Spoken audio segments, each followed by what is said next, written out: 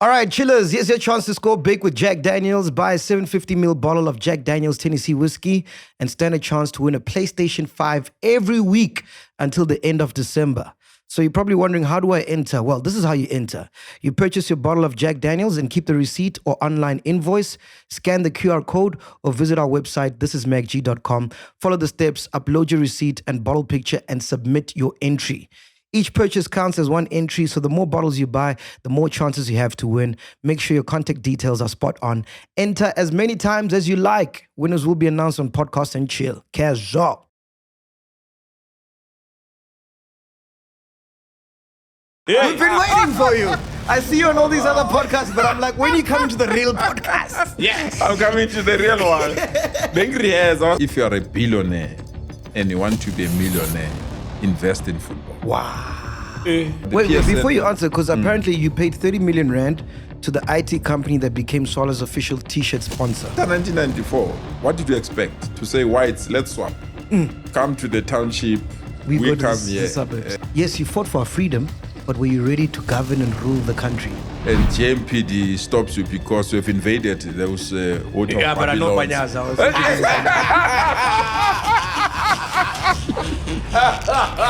PKs for ban all of them immediately. Purely because of the pain you're going through. You don't have to undermine that pain. To lose children is a painful thing. So why can't we close them all down until we find a way going forward of, okay, cool, from now on, these are the procedures. When you are summoned to the Tuli house, what is that like? Do you feel like you're going to the principal's office? Yeah, it's like that. It's like that. 60 billion? 60 billion.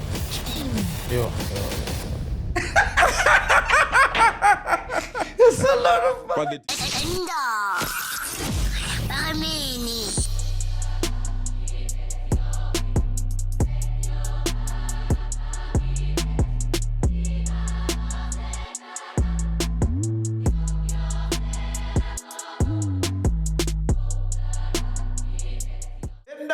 Ladies and gentlemen, welcome to a special episode. We've been waiting for you, sir. We've been waiting for you. I see you on all these other podcasts, but I'm like, when you come to the real podcast? Yes, I'm coming to the real one. I was still chill. I was in rehearsal.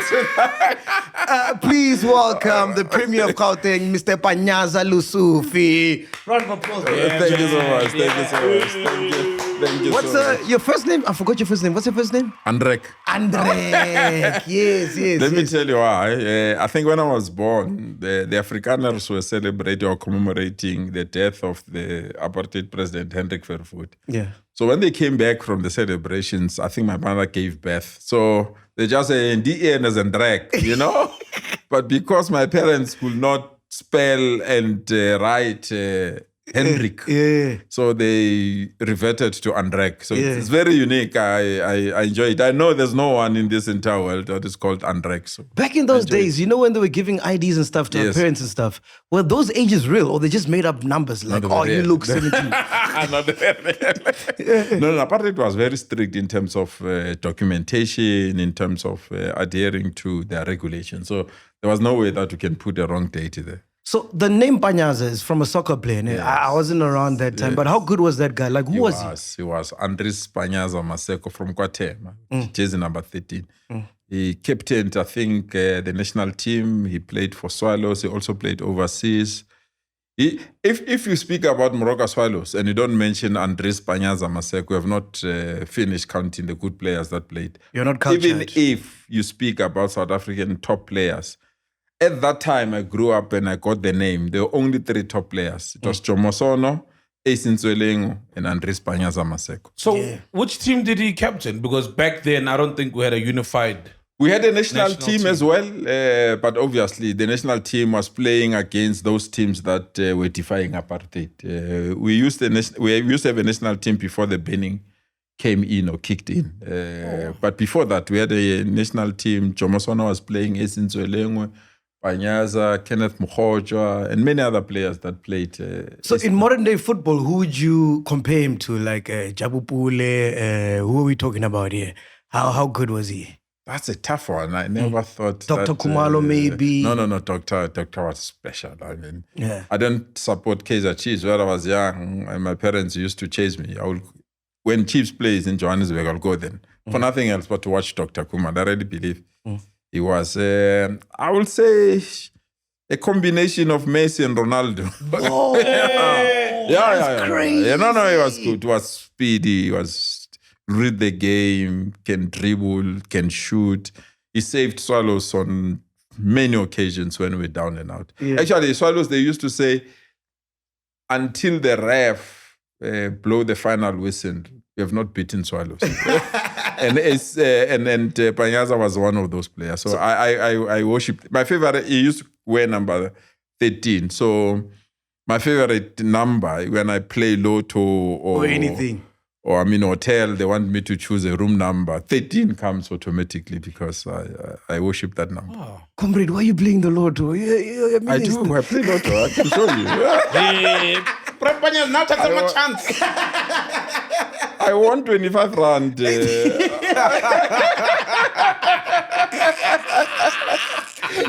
so funny.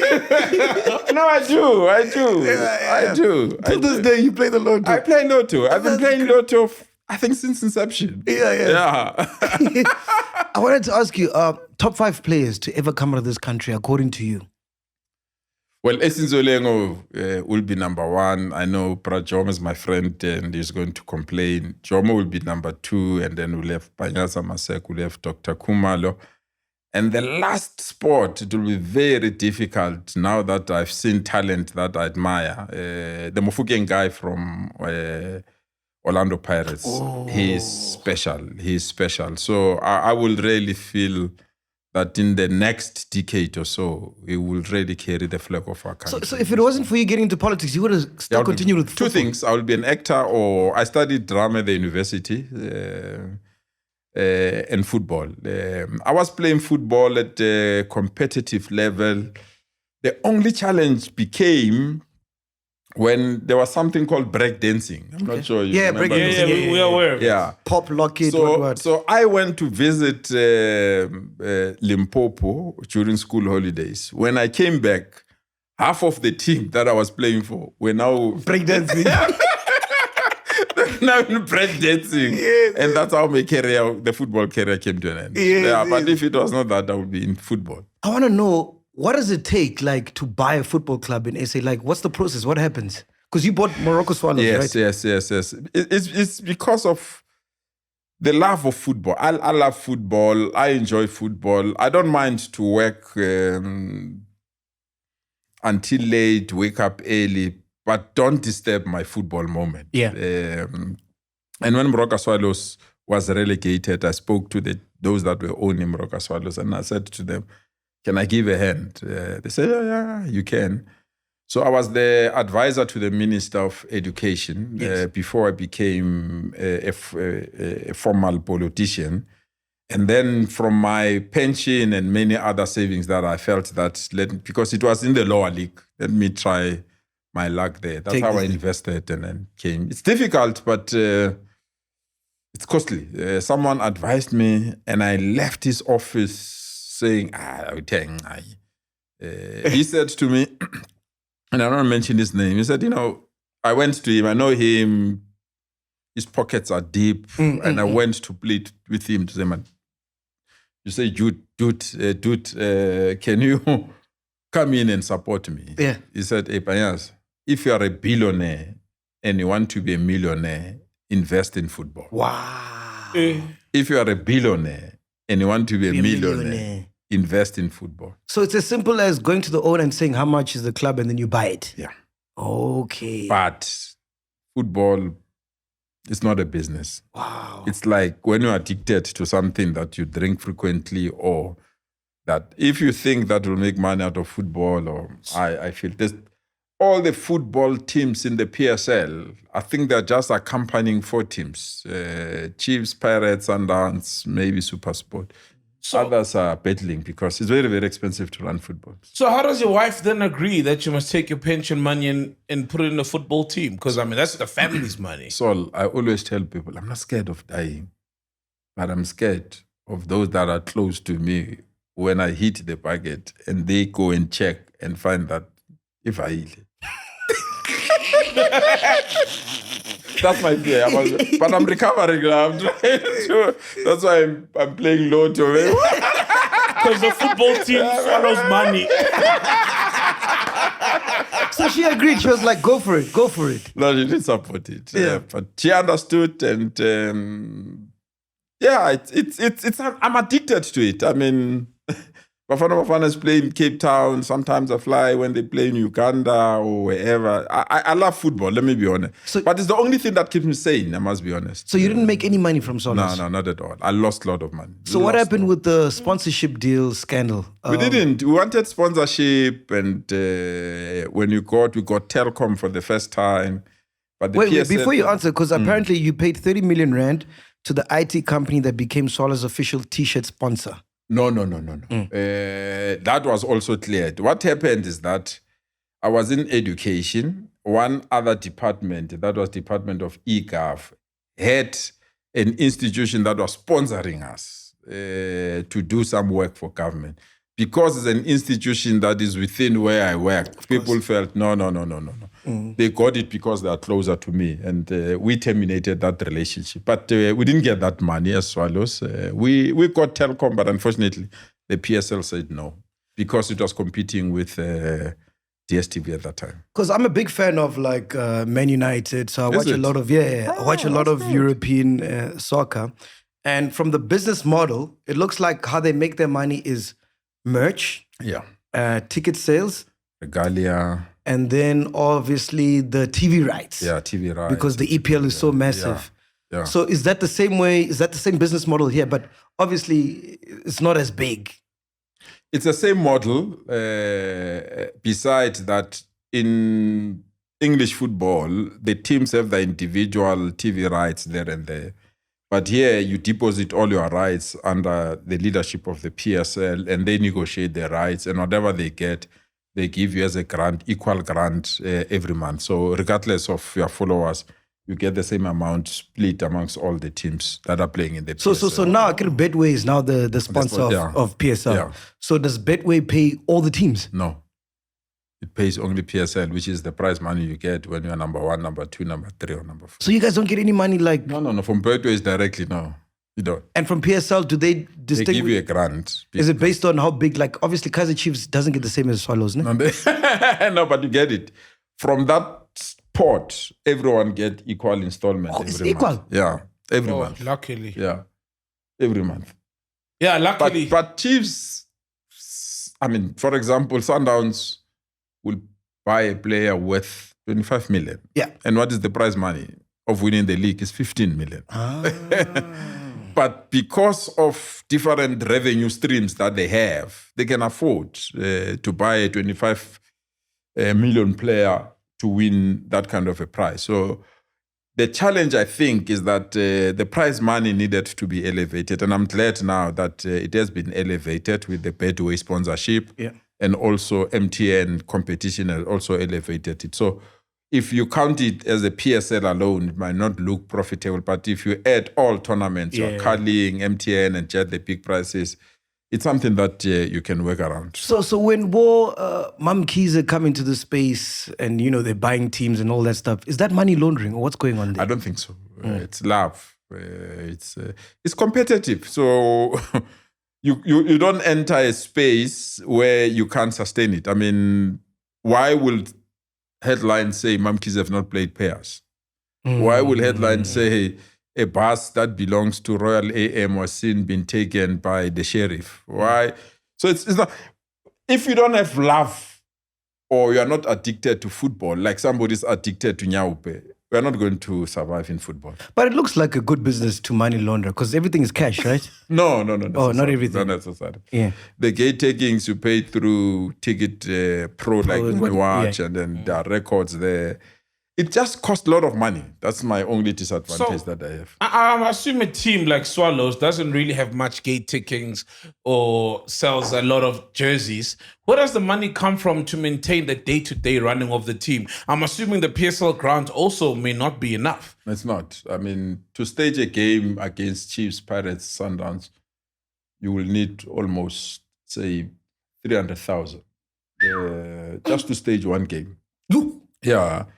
And if you have a night game, it's very expensive because you have to play for lights. There are also many other things.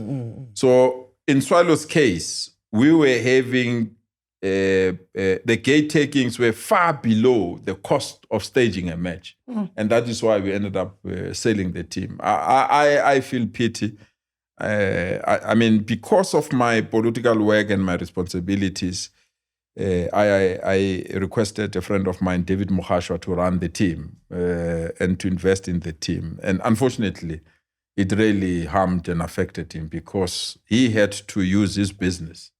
He's in the tire business, he sells tires and all other things. And it was big. I mean, it was winning awards in the tire industry. And I felt that he can assist us. But unfortunately, the commitment and the agreement that he must come and run Swallows ruined not only his life, but his family life. I mean, I got a text message for someone close to him who said, you know, this Swallows thing messed our lives, you know. And Jeez, as I said, I'm not scared of dying, but I'm scared those that are close to me, my children and others, if they realize that the best that I had in my life, I invested in this thing that was not. And I don't regret because I love football. If I have to do it, I'll do it again. I think I've learned from the mistakes, but I really believe it's something that South Africans love football. I mean, you can't take it away from that. When you look from afar, right, and correct me if I'm wrong, ne? Yeah. You look at Dr. Ivan Khoza. Yeah. You look at... Mtaung. Is it Dr. Kaiser? Or Yes, doctor as well. Dr. Kaiser Mtaung, ne? Yeah. And it looks like they had a monopoly for the longest time of the PSL. Yes. And then here comes Patrice Motsepe. Yes. Can you explain what was going on there? Yes. Contrary to popular belief, the two teams that were against each other that were popular, it was Moroka Swallows and Orlando Pirates. Yeah. The other one was established, I think, in 1937. The other one was established in 1947. Chiefs only came in 1917. So Swallows and the leadership of Pirates at that time were seen as the money makers in terms of football. Enter Kaiser Mtaung, fresh from the US. He was playing for Orlando Pirates. When he came back, there was a split, established Kaiser Chiefs, and they invested in fashion, that those long hairs, ball bottoms, and other things. So they were The drip was stylish. good. Yeah. So they attracted many people. That's why the support of Chiefs just went above the roof. And they had good players as well, and they were winning all the time. So if you see Dr. Ivan Khoza and Dr. Mtaung and believe that Motsepe disrupted there, I don't think so. I really believe that the two have strengthened the brands of the two. I mean, in South Africa, if Pirates and Chiefs play, you literally divided the country into two. Yeah. Sundowns may play well and win the cups, trophies. but the reality is that their support base, I saw one day in a trending this morning because of the crowd matter. But I'm saying to you that Kaiser Mtaung and Ivan Khoza and Dr. Ivan Khoza, they really laid the foundation. I was not surprised when Dr. Ivan Khoza persuaded the PSL governors to really gift Kaiser Mtaung with 2 million. I really feel it's a good gesture. It's worth more than that, but it's an affirmation that the two have really cemented the football. So are they not mad when Patrice comes? Because this guy's got all the money in the world. Originally, all the I think best they players. raised concern to MacG, to be quite frank. They felt that, I mean, when it was unthinkable that the player would leave Chiefs for Sundowns. No ways. Impossible. It was unthinkable. Yeah. So when Brian Baloyi left Chiefs, all of us said, What's going on? What's going on? There was this player, unfortunately, died in a car accident. He left Pirates to go to Sundowns. Gift Leremi. Gift Leremi. I mean, Gift was... Gifted. It was gifted. It was gifted. So when players started to move to Sundowns, all of us, we realized, and there were these murmurings, no, man, this one is disrupting the market. And I mean, players that are playing for Sundowns, they're inning. I mean, I've got my homeboy, Mshishi, Zwane. I mean, you can see that, What's the relationship like with Patrice? Sure. He's more than a brother to me. Wow. I worked with him. I was with him over the weekend. There were some awards. Mzwake Mbule was staging some awards. Mzwake Mbule is the father of Robert Boy. Robert Boy. Yeah, Robert, yes, some awards that are unique. I love them because they honor those that have died. He's the only one across the globe that have awards to honor people that have died. And he asked me, say, PANYAZA, we are told that we're very close to Motsepe. Can you assist us to make contact? So that's the person that I look up to, and he loves Swallows as well. And when we established in Swallows, he really supported us, guided us. So he's somebody that, but also is too special for the country. So I always feel How much money does that guy have, man?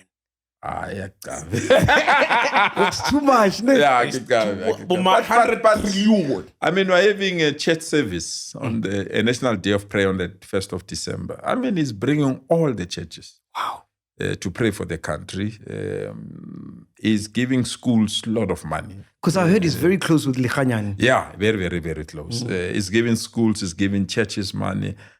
He's sponsoring football. Besides Sundowns, I mean, he's sponsoring lots and lots of leagues. And so he's really a kind-hearted person. Do you think he's got ambitions to become the president of South Africa one I day? doubt. I've heard that debate, but I doubt. I really feel that he loves our country a lot.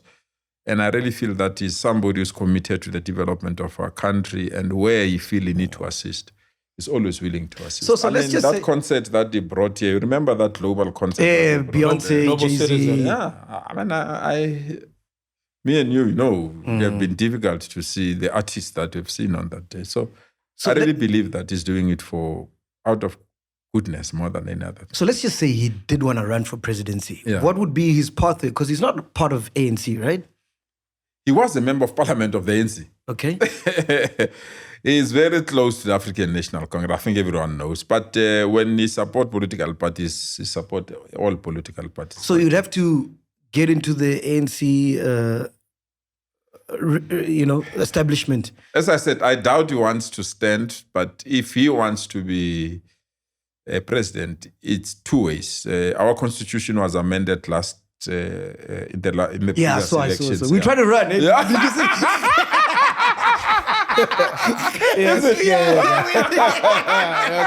We messed up with the signatures. We're too late. So you can run as an independent person, and you can also run through a political party.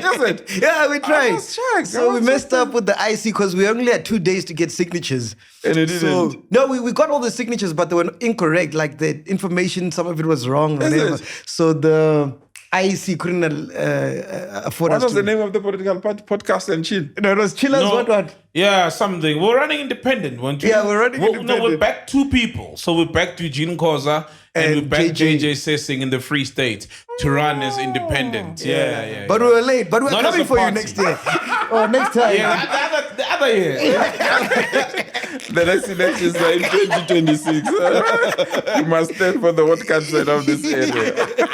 But also, it was an interesting experience. It was. So how do people get those signatures? Because I didn't see people going out to get signatures like we did. Well, it's only when you come now as a new party. Okay. All parties that were registered previously didn't have to do that. It's purely because it's to manage it. I mean, our ballot paper was too long. Yeah, it was. It was too long. So if you have everyone just to come in without support, I mean, I remember one political party, I'm not going to mention his name, he registered the party, contested elections, and got 1 vote. 1. And he went to IC to complain, to say it was fraudulent because he knows his wife, His mother. voted for him. And when they went to check the ballot papers there, they established that they didn't vote. Family meeting. Family meeting. Only him. That's bad. Family meeting. But, sure, thank you. Before we leave soccer, what do you think about what's happening now with SAFA and Danny Jordaan? What's your take on that? Hey. So unfortunate. We don't need that. I think there are battles that as a country, we can't afford to have them. But obviously, these are battles of positions. These are battles of... It's political. Not necessarily, even though it resembles politics, but it's power play. Okay. But also, it also an indictment to us as football people that we need to have limits of leadership, terms, and because sometimes I think I saw one piece, I think it's the same episode, last episode, when Saul said that ever since he grew up, the only president of SAFA he knew was, that is an indictment as well. But I hope that the fights that are there will really evaporate so that we don't have those fights, but we speak about development. The biggest tournament we hosted, the World Cup, it was a first now. It was amazing. It was amazing. To me, it was a pinnacle of our capabilities to stage such a... So we need to sustain it. Is it as simple as there's someone in the organization who doesn't want him to be in power anymore, and now it's like, lack of a better word, a coup? Julius Malema liked to say, "Loka itima me zutlabona inwele." It simply means that even if you can deny me water, I'll find a way to deal it. I really feel that those that are disgruntled have tried to find alternative ways, either to register their dissatisfaction or to say we might have been defeated through democratic processes, but we really believe this is not a proper person to lead. I've worked with Dr. Jordaan for quite some time. Actually, I was interviewed to be the spokesperson of 2010 bid. The one that apparently that we paid for. So I mean, you'll see, Bafana played more games in Gauteng than any other area. Oh yeah, I saw that. Purely because as a provincial government, we always want to have them in our province. So we've worked together. So that is what I'm saying. This sideshow, I hope those that are involved will be matured enough and deal with it so that we can concentrate of identifying future talent. Is it true you were once a programs manager in Tembisa of a community radio station? Yeah, I established a community station called Voice of Tembisa. That's where I found DJ Spoo. Yeah. Wow. Yeah, and I'm a fan of radio. I love radio. Amazing. There was in Durban when I was a student and president of the SRC, there was a radio station called Durban Youth Radio. We founded that. It was Dome Radio, and when licenses came, we then made it Durban Youth Radio. I hope it's still there. It was on the YFM line. I think when we were at YFM yourself, it was pumping. And there was a radio station called Capital Radio. I think it was around the beachfront in Durban. That's where I was trained for radio, DJing, and all these things. But the bug of politics caught the best of me, and I left that space. I want to ask you, man, so at that time, so you're programs manager of Voice of Tembisa, right? What was the landscape like in terms of media? I'm talking about TV, newspapers at that time. Because that's like, what, 2019? I think it's 90s, late 90s and early 2000. What was the temperature like in terms of media? Community radio was big. I mean, we'd have the entire Tembisa listening to Voice of Tembisa, for example. It was big. But obviously, we had teething problems of this regulator, ICASA or something. ICASA. We had... CSA. We had those teething problems. But it was big. I mean, when Soweto radio came and Katlehong had a Kasi and other things, but Voice of Tembisa was very big. And it was the method that made it acceptable to the community. I mean, we'd be talking like this. Someone can phone and say, boom, boom, you know, boom. yes, you know. Beautiful. But unfortunately, beautiful. Beautiful. No, the magic. You don't get that magic anymore. The magic, like that, you know, that then that's content for the next hour. So these days, you gotta tell 10 people, call 10 people just to get to the guys on air. But I really believe if community radios can adapt, you as presenters, you've got life, you've got families, you know. This thing that is community radio, it's not supposed to make money. I really feel that it's... I mean, there is a DJ, I hope he's still there in Tembisa, called DJ Fingers. I'm not sure I've met him. Talented, good. But has been there for long purely because opportunities at that level, they don't come. But when people like you left Y, I think that was the last time that I was listening to Y. Wow. Hey, I hope they heard. But my man. So you need people that make you to be attracted. I mean, I may miss your episode, for example, of Chillers. But when I have an opportunity, either I'm in a flight and something, I'll download and listen because it makes me podcasts are nice on a flight. Yes. It makes me to be relevant, to understand the temperature of the country. you know. And I was happy when TK came here. He said, hey, 1 or 2 tips for me before. So when I was coming here, I said, Chana, I gave you tips. Can you reciprocate? You know, but I really, you underestimate what we've done.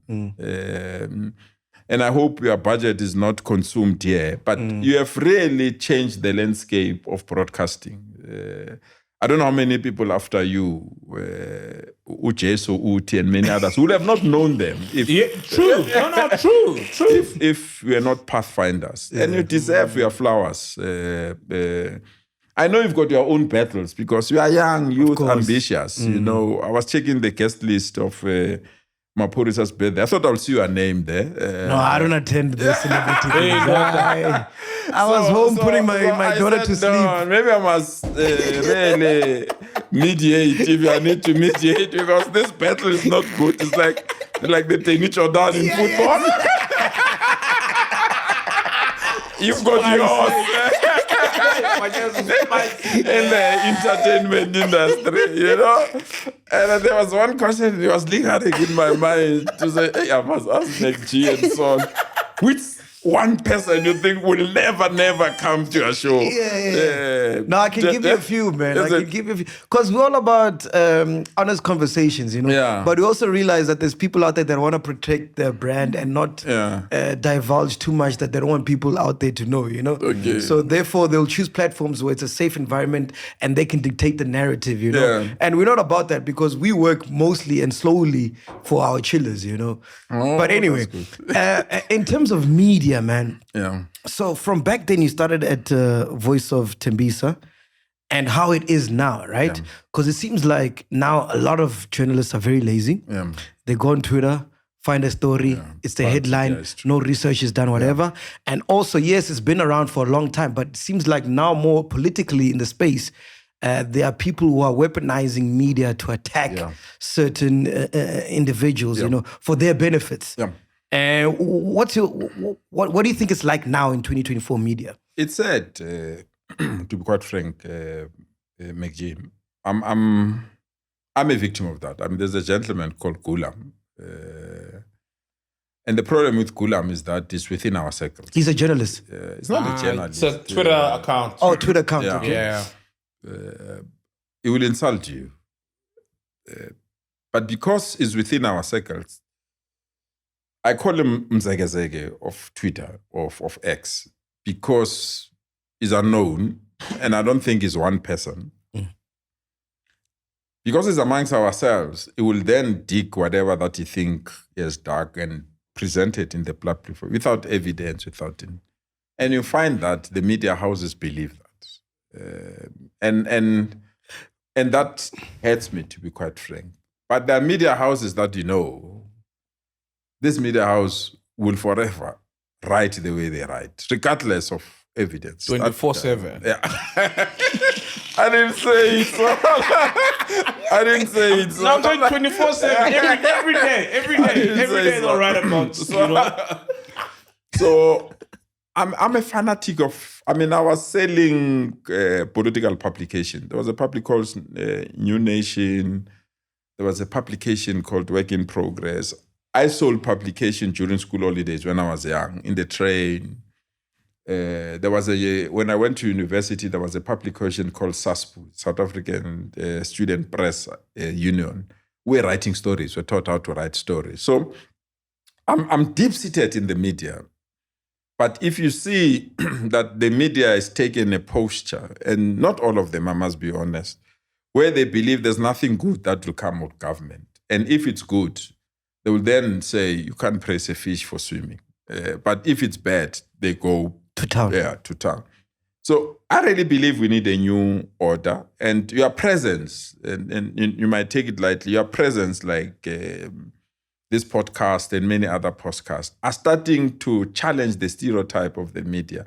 And you can see that the numbers are dwindling badly. If you check print media, really, it's a massacre there. The numbers are down. So I will urge them to be creative, innovative, and use the platform that you are using. I mean, I've seen media houses doing this as well. I've seen Sunday World have this. Sunday Times also has this. So it means that you set the trend, they follow, and we must praise you and thank you for that. So, quick one. Yeah. Before, you said Gulam is amongst us. Who's amongst us? Who's us? Are you saying he's within the ANC? Yeah. He's within the ANC. Oh, man. It's a move. Yeah. So it's got insider info, then it goes out there and even exaggerates. For what benefit?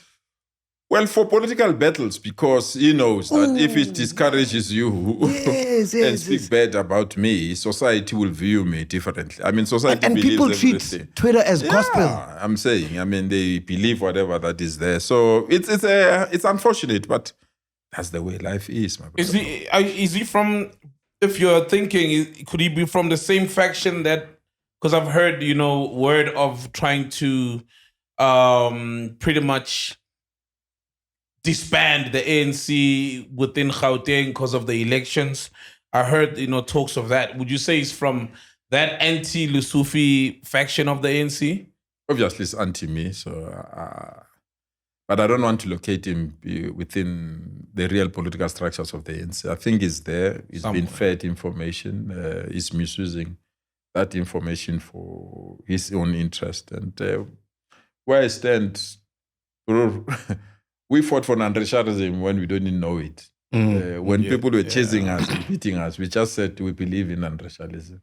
We fought for media freedom when we didn't know it. We felt that everyone has the right to express their views. We are the only country that we can establish a radio station, a podcast, a newspaper, without going through lengthy processes. Because that democracy, it's vital. But if it's misused, you just say, we fought for it, but... it's not the way it is. And you accept, you move. I mean, how many publications? I don't think in my entire life I thought True Love magazine will die. It was big. Ram magazine was big. It was big. But it's those adjustments. It's because I think, MacG, you covered it correctly, that sometimes people take what is on Twitter as gospel truth and therefore run with it without verifying it. And how many people... they've even committed suicide because something was planted there that is wrong. So we just need to be adjust, but be sensitive to some of these issues. Can we have an honest discussion about these media houses? Because I'm of the belief, even so, we've spoken about this so many times, that obviously, if you want to run the country, you need to own some kind of media empire so you can drive the narrative. So these media houses, who's owning? Who are the real guys behind these media houses? Well, check the media houses that sponsored a certain political party during elections. The media houses that sponsored the DA and gave them a lot of money. So this is Kwasbeka. So Kwasbeka owns MultiChoice, ne? What else does he own? A series of media I'm houses. not sure. I don't want to be sued. Okay, just Google him and you'll see what he owns. And that's where I think many things went wrong. If you say you are independent, if you say you are not influenced by any other person, play that part. And it will be unfortunate, MacG, if for me to stand for a political office or the highest office, I need to be in the camp of certain media houses. That's not a democracy that we fought for. the democracy that we fought for is that everyone can express their views and be treated the way they are, not to be treated otherwise. For example, there is a story that is running in News 24 when they asked me that schools are the culprits that are not paying water and lights. And I said to them that everyone who has money and has been given the resources to pay for, and they don't pay and take the money for other things, obviously appropriate action need to be taken. But the headline is as if I said schools must be switched off, which is very unfortunate because there's no doubt. So to go back to our issue, indeed, for now, if we have to make an impact and be believed, certain media houses must be. So which media house can we trust, according to you? Which one do you think is fair? Podcast and chill. Danko. With chillers. PANYAZA. Because when I started picking it up, man, when Zuma was president, obviously the guys behind the powers that be were not eating. He was in bed, allegedly, with the Guptas, whatever.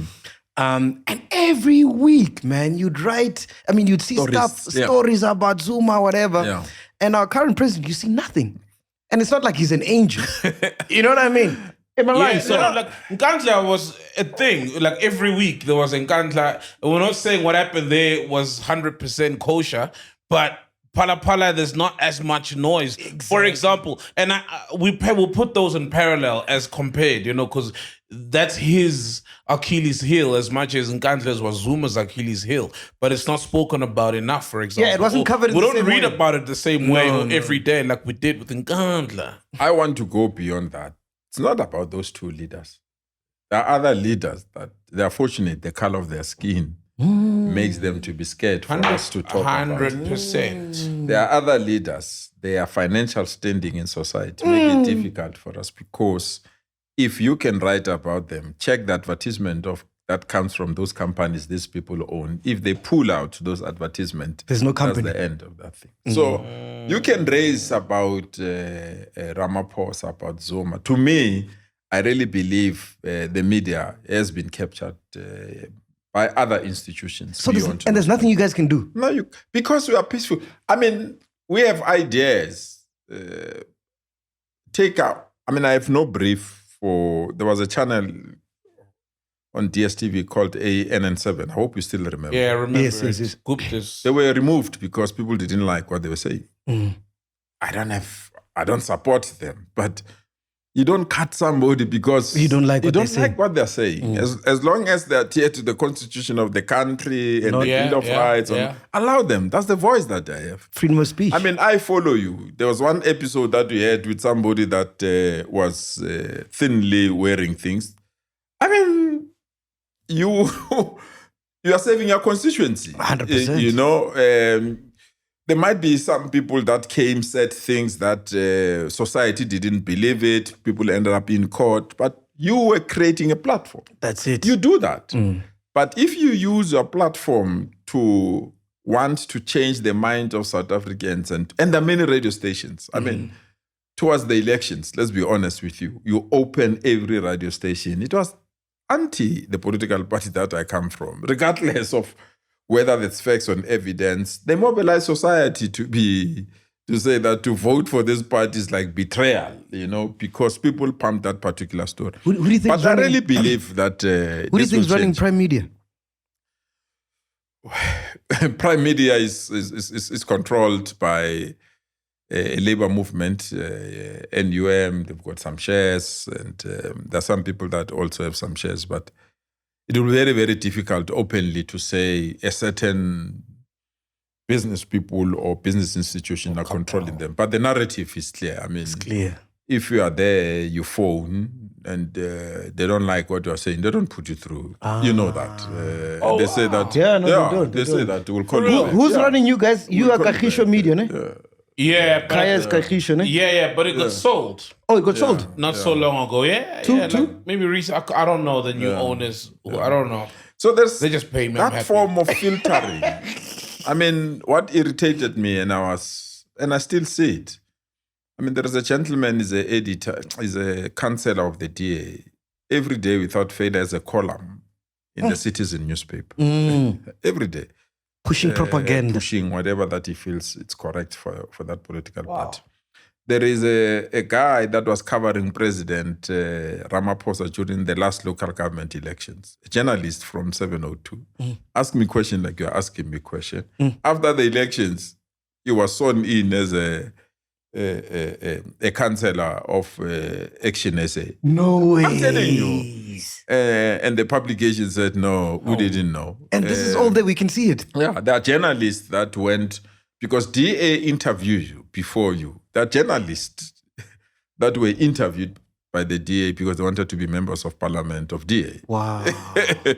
So I'm not here to speak bad about the media, but I'm here to say the democratic principles that we need out of the media must be adhered to. There is a huge battle now between the independent media house, that is your Star newspaper, Sunday Independent, and they're fighting with another media house. And it's a huge battle, to such an extent that the other media house was expelled from the South African Media Council, Press Council. So I'm saying, and tomorrow I'm having almost 19 former journalists, former editors that are interviewing me. They ran the media houses for years. They say, PANYAZA, come, let's sit down with you. And talk. Let's debate this matter of the media. And I think you should get that information. Yeah, no, that's because very it will interesting, paint you a picture. So but I really believe there's an opportunity for our media houses to really perform. And we don't need favors. We don't say love us. We just need fairness. Just be fair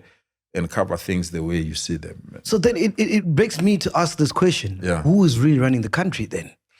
Because I'm of this belief that who pays the piper plays the tune. It's so true. It's so true. And we are not far-fetched. And I think, as I said, the little sense that I had, I invested in Swallow. So I don't want to respond to that question because I can't go to the court and justify my view. But you are right. You are right. So when you know, okay, this is the guy who's running the country, like you got your hands tied. There's nothing you can do. And is this what you guys fought for? Yeah, you know? Yeah. But that's democracy, my brother. You have to accept that, hey, what's again? Yeah, and accept and move on. Hopefully things will change. Yeah.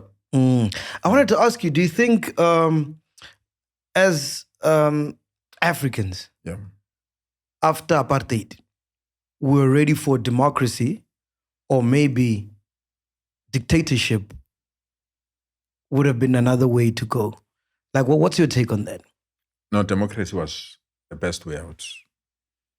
But unfortunately, we had so many competing demands that to expect it to explode at once and cover all those particular issues, because people expected it to have jobs, housing, roads, clinics, schools. It was a tall order. But those that crafted the laws, I still believe they've done the best. I don't think there's any other country that would have that kind of public representative. I mean, the things of Human Rights Commission, we didn't know what it looks like. Public commission, public protector, every law. I mean, there are laws on everything, how you drink, how you have a podcast. So they formulated those particular laws. But we had a huge challenge of changing the engine of the aeroplane while the aeroplane was on air. Visibly means me and you were in township schools, not you. No, you. Yeah, you and I, PANYAZA. You was in Park Town. It's a force of me. We're in township schools. After 1994, what did you expect? To say, whites, let's swap. Come to the township. We go to come the here. suburbs. Or you say, we'll change the engine of the... we'll change the engine of the aeroplane while the aeroplane is flying, which simply means retrain teachers, change the curriculum and all these things. Because we had an option to say, keep your children at home. We don't want to feed them apartheid education. We want to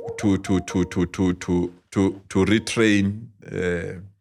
We want to retrain teachers. We want to write a new textbook. We want to build schools without pit latrines. We want all these beautiful things before children can come. Me and you will not be here because we would have delayed your career. But we changed these things to democracy while we were still moving away from apartheid. And I really believe we've done well. It's just that South Africans don't understand. We had 11 Department of Education. I know education because I've been in that space. Yeah, of course. We had 11 education departments for Transkei, for Xhosa-speaking people, for Zulu-speaking people. For every language, we had a Department of Education. We've amalgamated it to one, where our children are now. So it was a huge task. So if you say we needed a form of dictatorship of democracy, I really believe that we took the right path.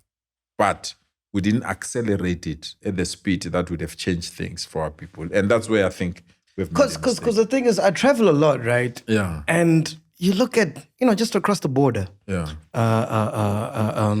Botswana. Yeah. Right? They have some sort of, am I wrong, dictatorship vibe going there? No. Democracy. Bro, they just voted out the ANC. Yeah.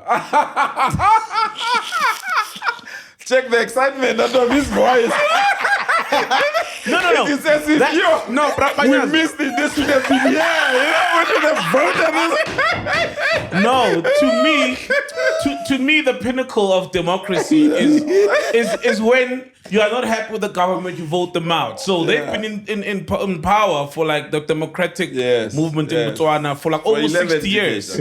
Almost 60 years, and they just voted them out. So they've got a democracy there, bro. Okay, so maybe I'm using the wrong word, man, but I go to a Botswana, right?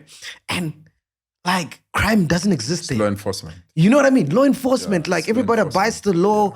There's the death penalty and stuff like that, right? And then you look at our country and you just feel like it's a free-for-all, because of democracy.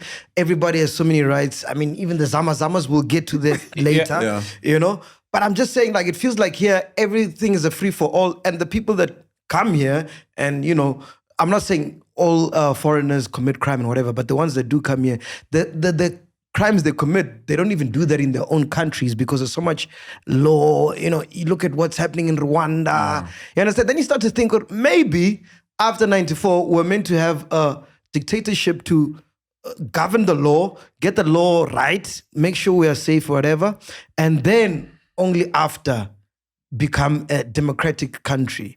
I don't know if I'm making sense. Am I making sense? Look, I think you are. I think he's also trying to say countries like Zim, who had characters like Mugabe, countries like Nigeria, who had all these, presidents who became president by coup, instilled fear so much. There wasn't a free constitution like we have here. And there's people who leave those countries with the intention of committing crime because they know we've got things like the Human Rights Commission, we've got the Constitution.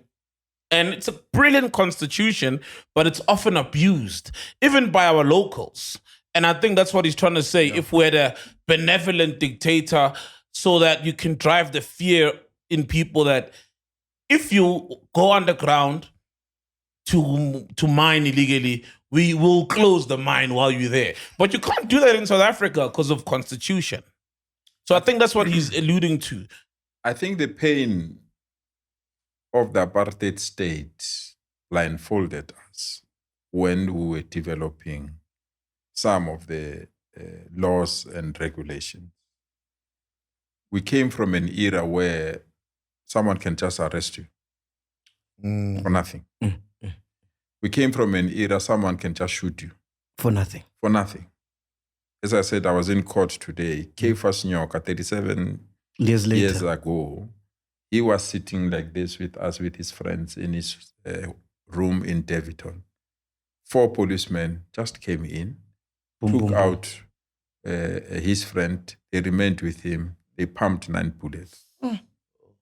That's the state where we come from. We grew up in an environment where soldiers were roaming around our streets, could not play football. We grew up in an environment that were dictated when to sleep and when to wake up.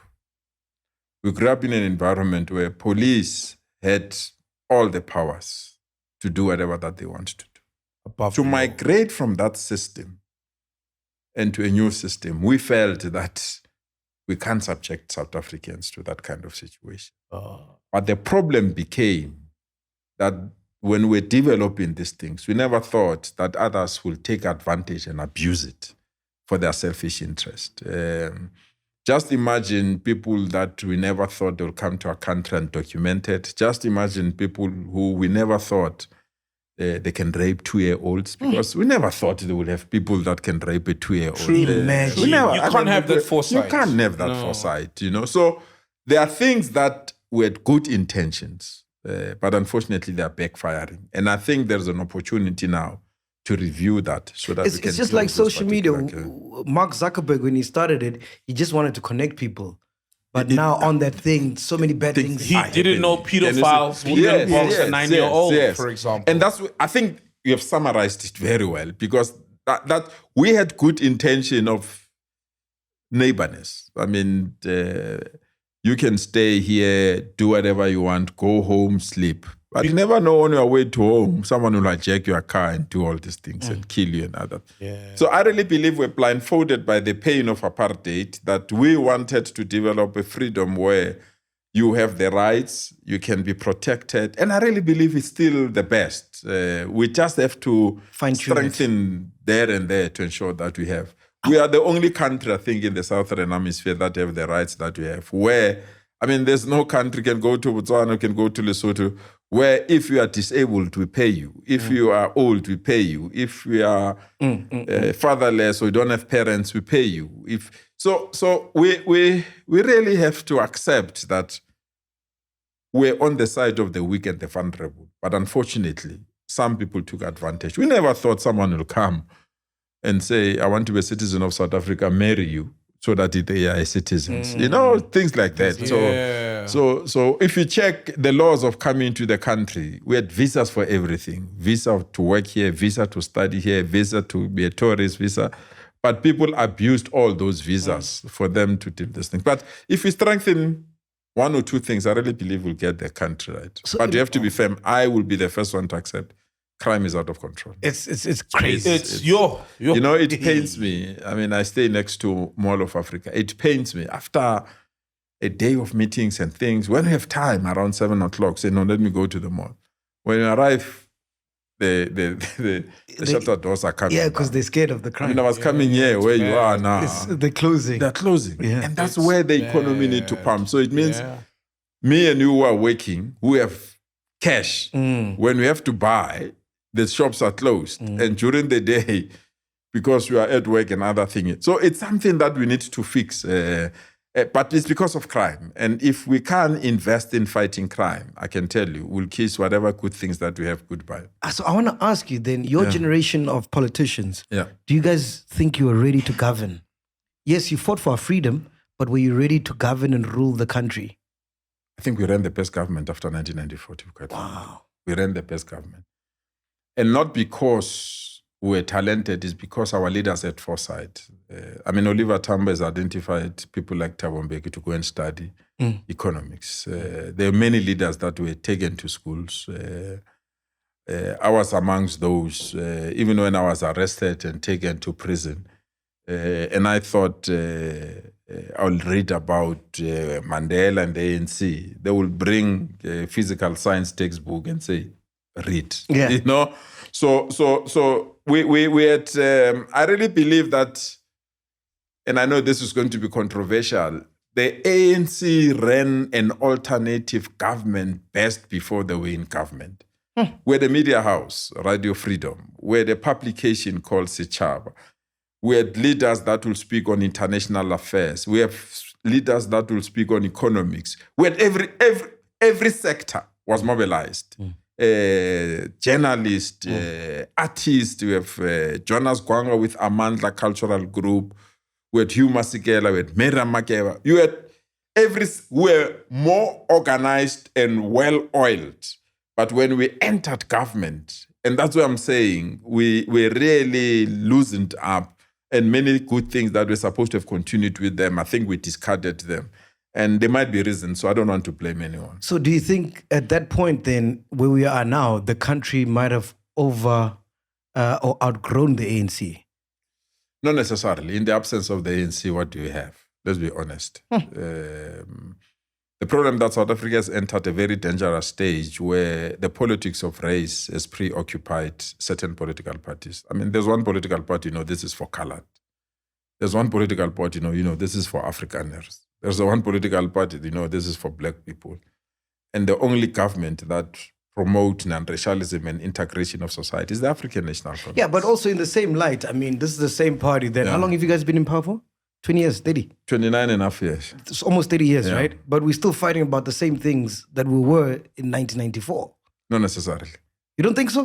No. I mean, it's jobs, I think infrastructure, ne? I think. Yeah. Let me say this, MacG. I agree, MacG. Housing. There's still homeless people who don't have houses, and many. Yes, there's been many things we've progressed in, though. Yeah, MacG. If you are not allowed to stay where we are now, and today we're here, what does that mean? And people not quoted. If, for example, we have promoted social cohesion, there's no other institution in this country that can say strictly for white people or black people. If you check, F&B was not there, and many malls that were not there. If you check the schools that didn't allow you or yes. Of course. Yeah.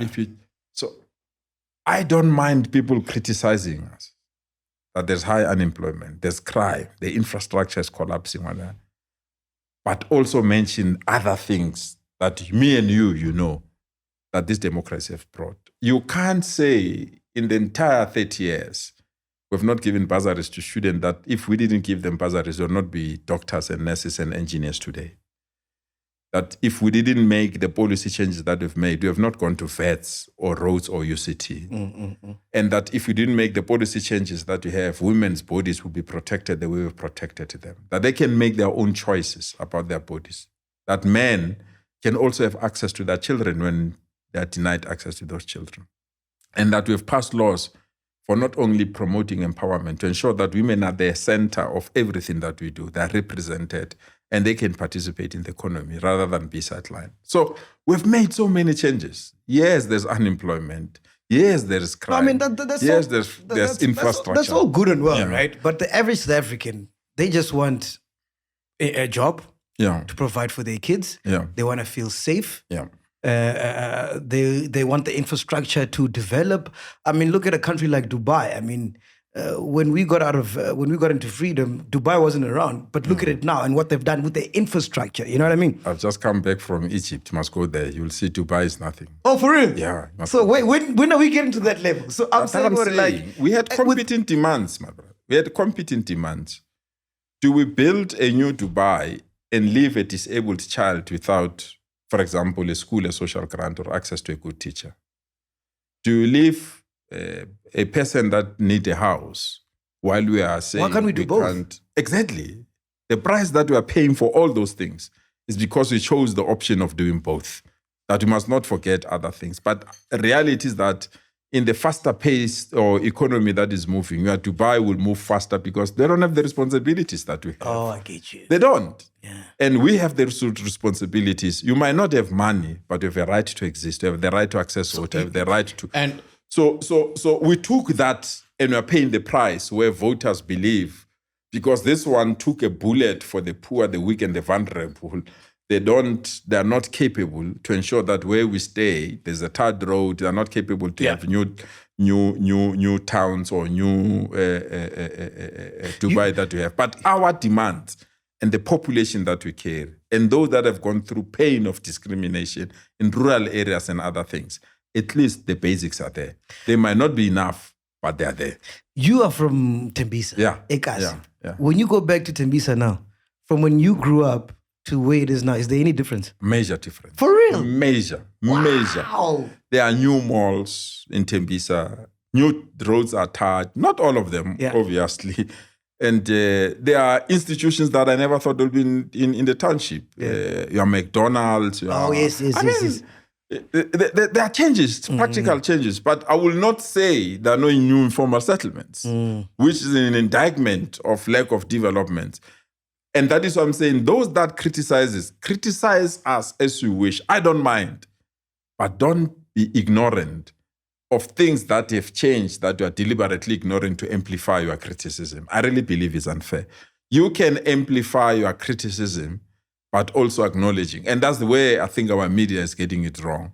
by also acknowledging that things that we never... I mean, there are countries that don't have to give a child a free textbook. There are countries where if you are in a classroom, if your parents are not working, you don't have to pay anything. This might be an ignorant question, Yeah. but we see all these Baldwin properties popping up left, right, and center here in the suburbs. Yeah. Why can't they do that in Ekasi to give better people better housing? I think they're influenced by the markets. They know Ekasi, we might not be in a position. And I think that's where we need to change. This thing of township economy, the battle of Spaza shops. Yeah.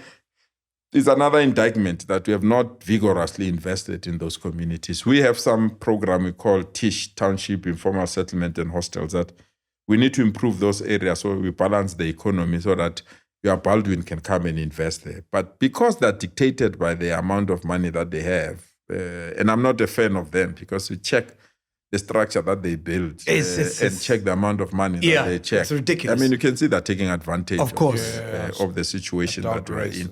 So, but the responsibility of government to move with speed to change the township, to ensure that we are a generation that eliminate informal settlement rather than have more informal settlement, changes the hostel so that we can be like Dubai, we can be like Egypt. I mean, I'm swept by Egypt. I mean, I spent a week there. I came back. So the infrastructure has changed? Completely. Wow. Whoa. I'm told they've built almost 23 new cities. Phew. Yeah, it's... You literally, everywhere you look when we're in Egypt, there's a new building going up. You know, so even Angola, we need to accelerate that. We really need to accelerate that. We can't compete with Dubai with Johannesburg CBD or Paris with Johannesburg. And you know what the crazy thing is? We have everything. Yeah. We've got the nature. Dubai, they're fake trees. Yeah, it's true. Even in Egypt, they've got sand. They have to build out of sand. But I think but that's where you see the price that you are paying either on corruption or lack of adherence to planning and timelines, and also where people are taking advantage if something is run by government. I mean, I always tell people, if these things were sold by, you are selling it to government, the price will not be what you are paying. That mentality has destroyed us. If I have an account from government, you just charge an extraordinary amount. We are paying the price of those things. And it's across. It can be politicians, it can be administrators, it can be business people. And the sooner we change that mentality that government has an element of sacrifice, don't milk it. Allow it to do the work. I mean, if I have to tie a road within a week, do it within a week. But doesn't that start from the top? That's what I'm saying, all of us. It's not, I don't want to... play glorious than any other. All of us. I mean, you know, MacG. Yeah. When you live here and JMPD stops you because you've invaded those auto but I know PANYAZA.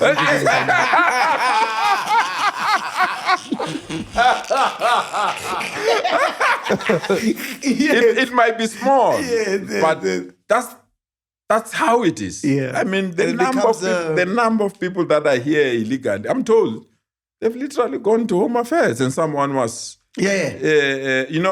and many other things. So that is what I'm saying.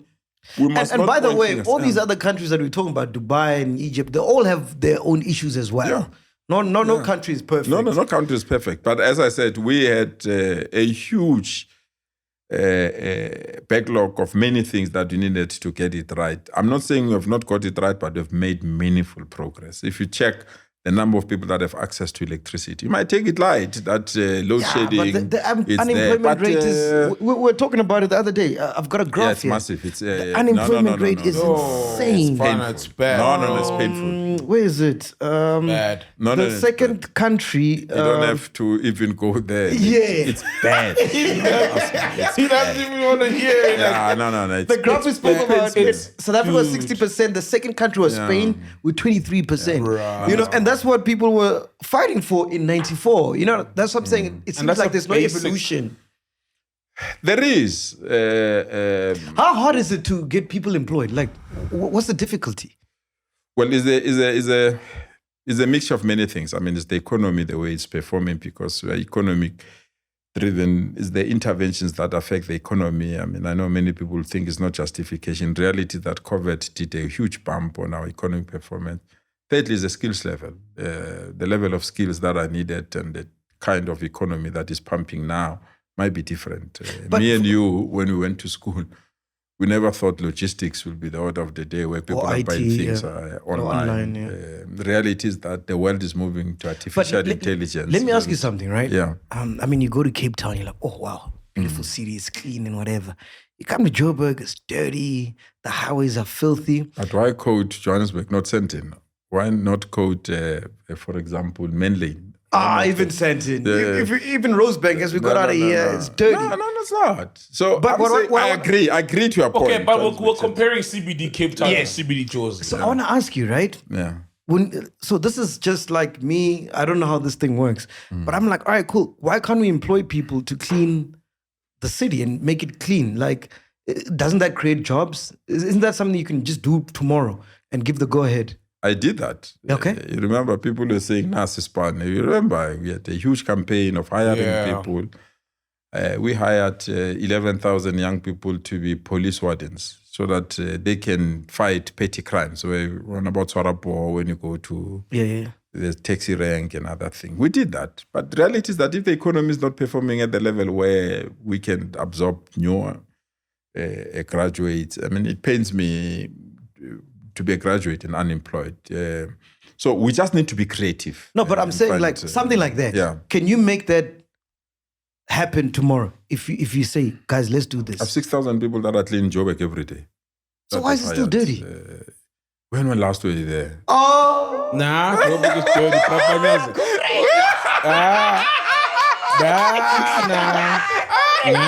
Bro, I'm so scared. And I grew up in the CBD, right? I grew up by Parktown, so I'd frequent Hillbron, whatever. Yeah. Right now, even I am scared to go there. It's a different country. I can't even recognize it. I concede. It's dirty, but we've put the systems to start to clean it. It might not be visible now because we've just put up this. So are you in a position to say, okay, let's take 20,000 young South Africans who are not working, let's go clean the streets. Are you in a position to do that? We've done that. As I said, we've got 6,000 that are cleaning every day in the CBD. It might not be now. Maybe they're cleaning your house alone. Nah, these are wardens. They're not necessarily cleaning. They're wardens, right? They're not like cleaners. It's warden. Crime fighters. I concede. And that's the speed and the energy that I'm calling for. Got you. We just need a new radical shift, a new thinking on how can we fast track these limitations and create opportunity. Yeah. For example, we want to create a speed train from Pretoria to Limpopo. That will create thousands and thousands of jobs. Beautiful. But the legislative process is for us to reach the democracy. So there are things that I really believe after 30 years, we must just say, these ones, they were good for that time. For now, going forward, let's just suspend them and ensure that we intervene as speedily as possible. So there I concede there are limitations that we just need to improve. Before I go to questions from chillers, right? Okay. On a lighter note, you're a government official. Sure. It's just the whole world was talking about the minister from Equatorial Guinea. Yeah. What's his name? 400. Ngonga. Yeah, 400. Don't think about 400. Engonga. Just 400. 400. For clip.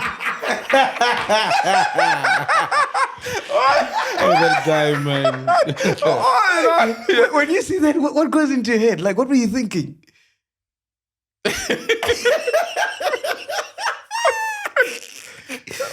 I enjoy Twitter or X. I really go through it. I see this man is trending,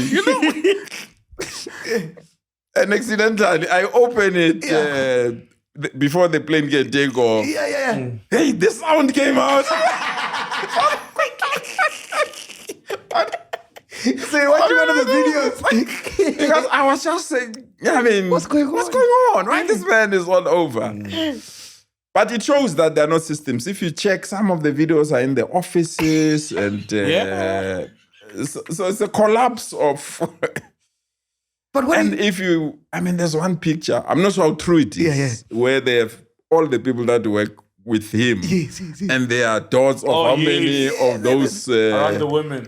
women that have gone through. Yeah. I really felt discouraged that workplace should be a place where you protect women, honestly. And No, but they consented. It's not like you raped them. no, I agree, but I'm just saying it should not, because the story I want to know that if it's somebody that is leading an institution that deals with financial controls, you might, because these are wives of and girlfriends of quite senior people in government.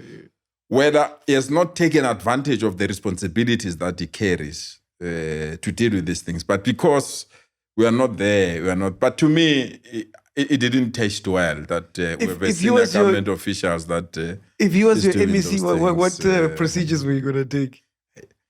I don't think I'll let an MEC that has that appetite. He knows them. They'll drink whiskey and chisanyamo. I want to stomach. That appetite was extraordinary. Even to record, you know. What's your body count? And the style, you know, I just felt, hey, out there. What's your body count? Because his was 400. Are you? Can you imagine? Unfortunately, I don't count, but I'm far. You don't I'm count. far below. No. Remember, 70% of my youth, I was in the struggle. I never had. But time, politicians now are the new rock stars. Eh? I don't think so. I'm telling you. I don't think so. Have you been to the streets? At night. Unfortunately, I don't go to places. Maybe you're right. I mean, you saw Pori's party. There was some there, you know. Politicians. You guys are rock stars. You guys fill up the tables at nightlife. No. I don't. You podcasters and. But have you ever cheated on your wife though? Right. Let me not respond to that aspect because I appreciate. That's a appreciate. No, not Yes, necessarily. it stays between them. It's not for the streets, that info. But it's a yes, I can hear it. I was shocked that our president has cheated on his wife before. Did you see that story? Oh, for real? Well, he's a man after all. Yeah. It makes him even more relatable, because he's just a man also. Because I read an article where it said that he said... that's career limiting. I don't know. No, you know what he said? Marco, can you please help me with my mic here? He said that he's not a blesser, but I've had an affair. That's what the article said. Okay. Do you know about that? No, I didn't. Yeah. I respect the president. He's somebody that maybe let me wish him a happy belated birthday. Why do you guys like Slay Queen so much, man? Sure. Or why do they? Oh, I don't know. Your comrades. No, let's be honest. That's a frank conversation. I don't know. Is it as simple as, okay, Slay Queens want money and you guys have access to money, so then it's a perfect marriage? Because they just I don't agree to that just statement because there are many people that also have resources more than politicians that also are in that particular space. To characterize them alone, I think it will be unfair. But it's a debate that I'm limited, that I can participate in it. Yeah. No, but it's fine, man. You're a man.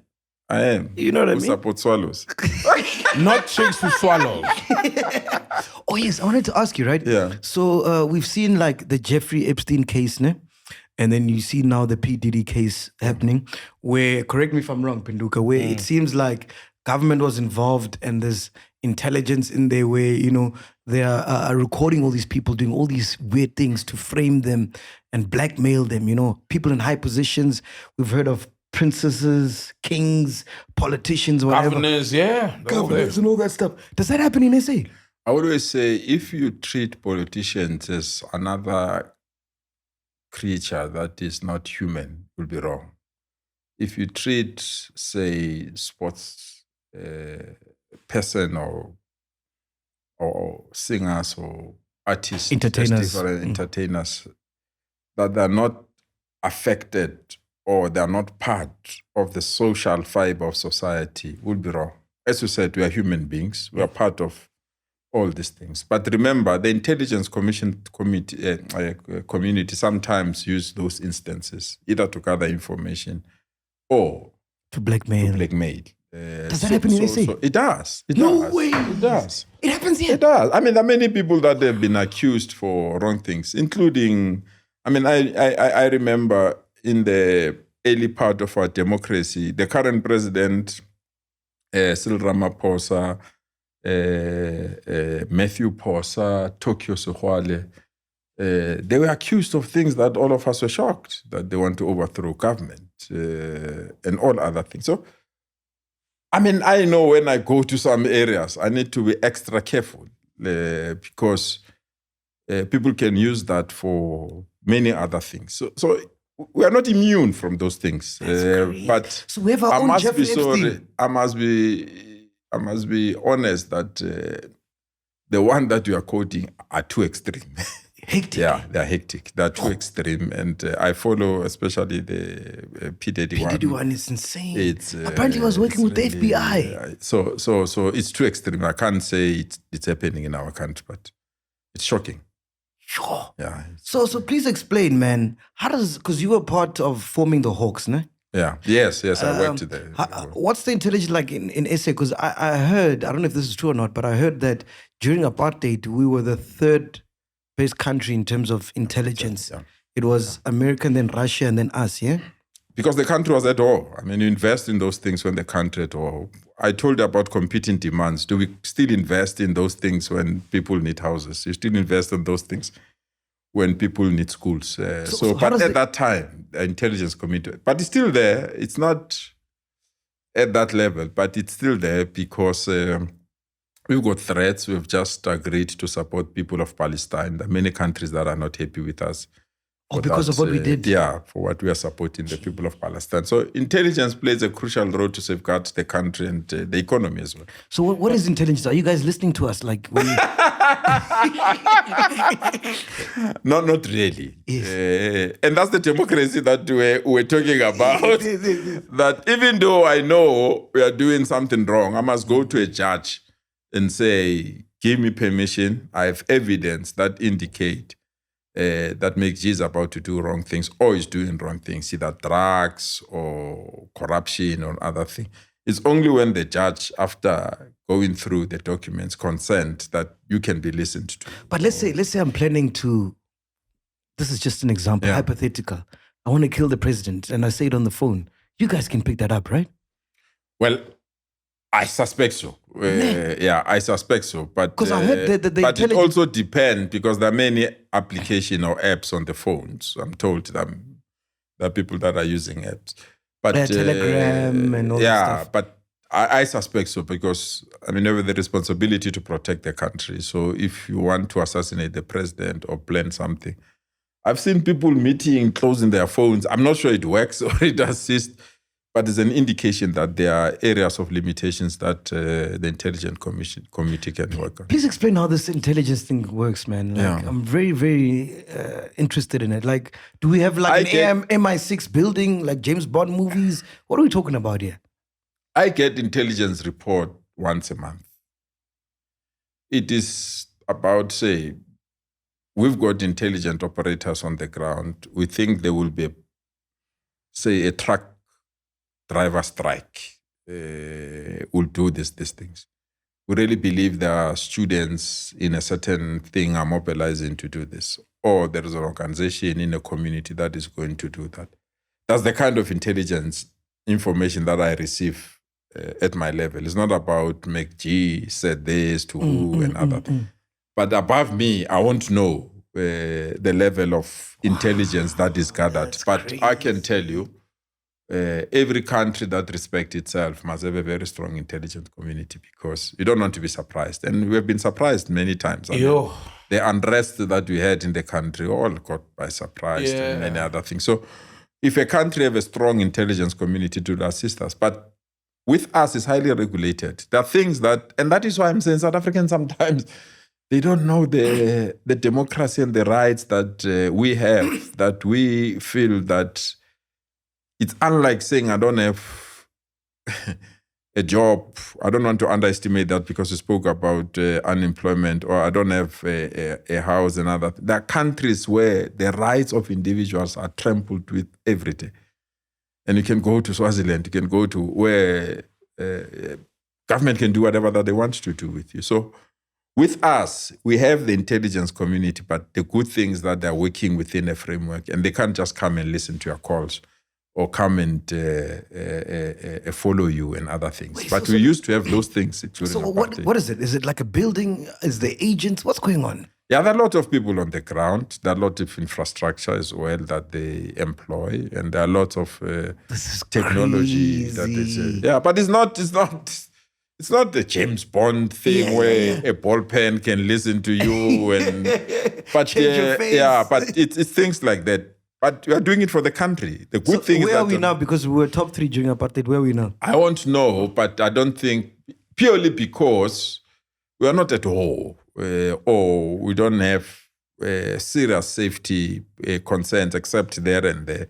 So if you have to ask me, I will say we are average compared to other countries. How's the army? Because I heard the army is very, very powerful. It is. One of the best in the world, right? It is, yes. It's amongst the best in the world. But also, because we are not engaged in some combat, it has taken its own toll, either on the infrastructure, the personnel, the capacity. But we have the best army. There will be limitation anyway in any institutions. I saw weekly Sunday newspapers about the caliber of submarines and the caliber of the air machinery that we have as a country. But we are still amongst the best. That's why many countries, when they have difficulties, especially within the continent, they will ask South Africa to come and assist. We've got so many people that are outside the country now representing us in protecting and maintaining peace in the continent. Now, this intelligence, does it come into play politically in terms of, I've heard some people are saying that the reason why it's the same people always in government just swapping roles is because you guys have dirt on each other. You know what I mean? So you can't for example, you can't hypothetically Fikile Mbalula because you might know stuff about him and he might know stuff about you. And that's how it just it's the same people. You just keep rotating positions and whatnot. The accusation has been there that has been misused for political ends, and the accusation has been there that those that have left government have information about other people that they will either extort or threaten you to toe a certain line, or else they say that we'll do those things. But it's very minimum.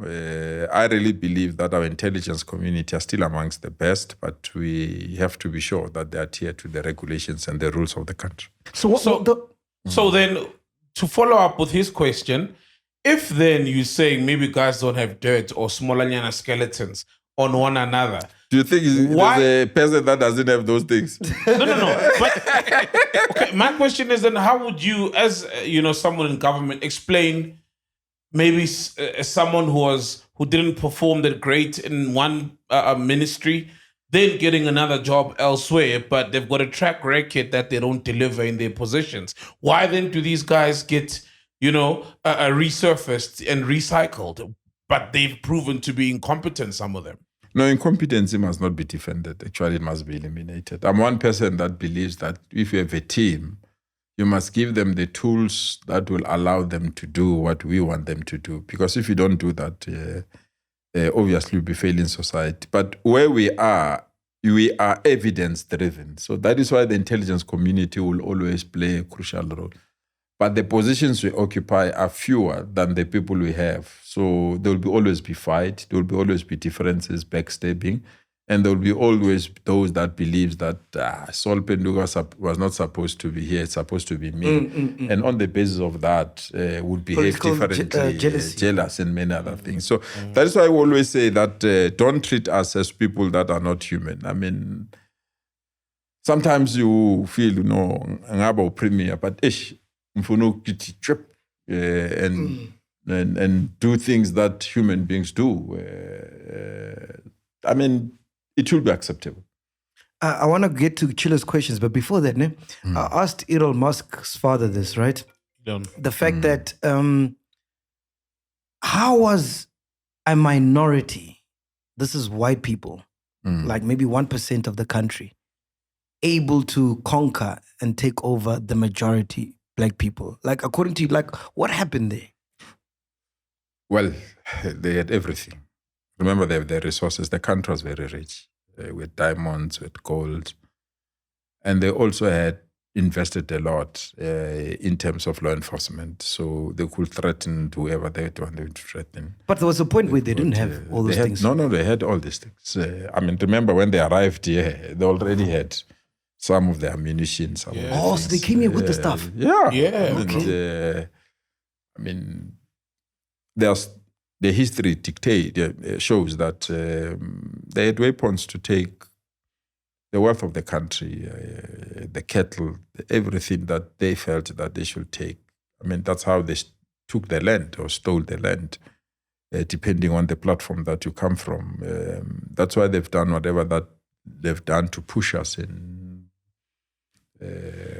rural areas. I think you come from that side as well. Yeah, group areas. So that's how they did that. So the minority can rule over the majority if you have their resources, but you can't sustain that. And that is why they were overthrown, because we planned this revolution well. We have international solidarity with our own army, with our mass mobilization inside the country. So, but the minority can, and there are still countries where, they struggle in Palestine, and they struggle in many other areas like in Morocco. And so it's not only about numbers. Sometimes it's the capacity that we have and the ammunition that we have at our disposal that can oppress other people.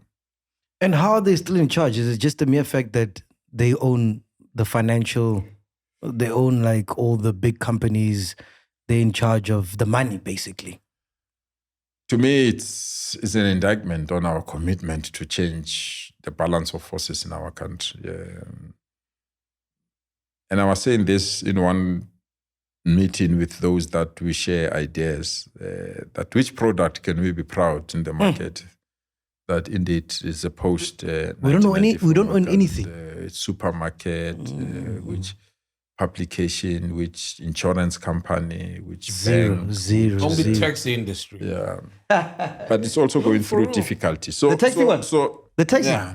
The taxi industry. It has been there even during apartheid. I don't think that we should elevate it as the only one. But I get encouraged by many new institutions that are rising. Yourself. You are a multi-million sector now.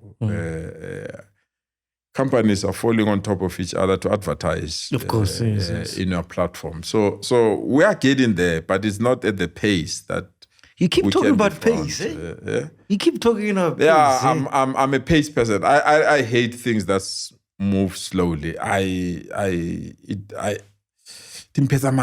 We need to, as you said, what stops us to have people going into the CBD and clean? What stops us? Tomorrow should put the rail of a speed train to go to Limpopo. We should move faster, man. I really feel that we should wake up from this dream.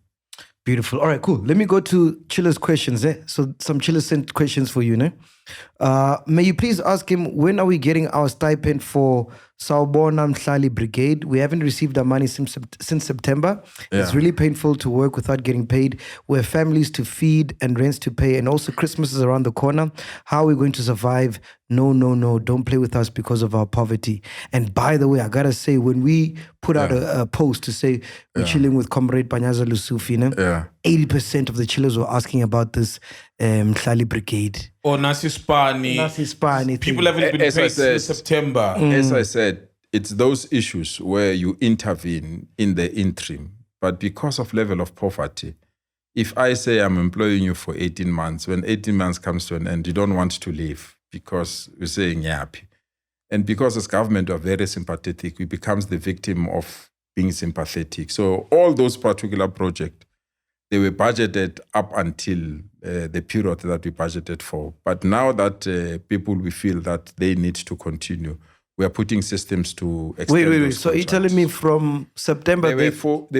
Others were 24 months, others were 18 months, others were 6 months. So those contracts have come to an end.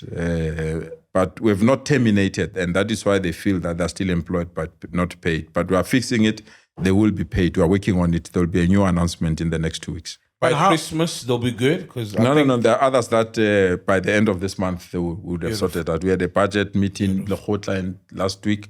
We've adjusted budget so that we can. But it's our way of appreciating, and I want to apologize to them if they feel that we are abusing the thing. We would have been cold and say your contract came to an end, go home. But we really believe that they go home and do what? Let us be creative and find resources somewhere. And while we are in the process of finding resources, they feel we have neglected them because I think the communication was not proper. And I can want to assure them, all those particular programs are working on them to rectify. I don't understand. How are people still working if the contract has been terminated?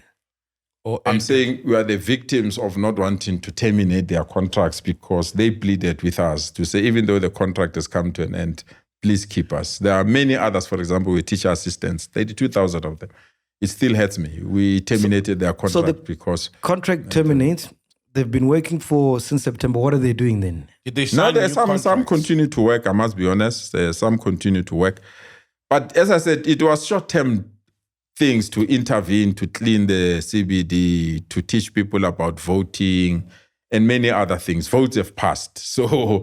And their contracts has come to an end. And they say, no, we still want to be part of this program. So to manage it, we're trying to get budget. And as I said, in areas we've managed to get those budget. By the end of this year and the beginning of next year, we'll be in a position to... I've never seen anything like that. 80% of the comments are all about that. I didn't even know about it until I read the comments. Can you see that that's the intervention that you didn't know, that we're creating job opportunities across those areas. And I must be honest, I want to apologize to them, but I didn't want to be cold-hearted and say the contract has come to and go home.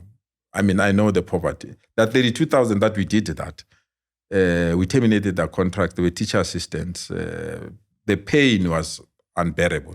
And I don't want to repeat the same mistake. That is why I said to the team, let's find responsibilities, reassign them new responsibilities, and therefore create jobs for them. And we'll continue. What's the most amount of money you've been in charge of? Like, do you get like a trillion rand? I'm in charge of 160 billion budget of the provincial government. Every month? No. Every year. Gee! So you decide where it must go? Yeah, we decide how it must assist. 100 and what? 60 billion? 60 billion. Yeah. That's a lot of money. But the demands are huge. It's not. I mean, the demands are huge. I mean, you go to hospitals, you go to schools. 80% of budget goes to schools and health. So it's not much, but... All right, cool. Another question. The expansion of Gautrain, when is the construction therefore going to begin? Is that still happening? Yeah, it's happening. Remember, the current contract of Gautrain ends in 2026 and the expansion then starts in 2027. What's the expansion? Where are we going? It's going to Springs in the east end. It's going to the west end as well, and is connecting 4 ways as well, and it's going also to the south. How long will that take? It's a construction that will take us, I think, almost 6 to 7 years. Oh, wow. But that's dope. But it's expansion. That's dope. When are we going to manufacture our own cars and cell phones?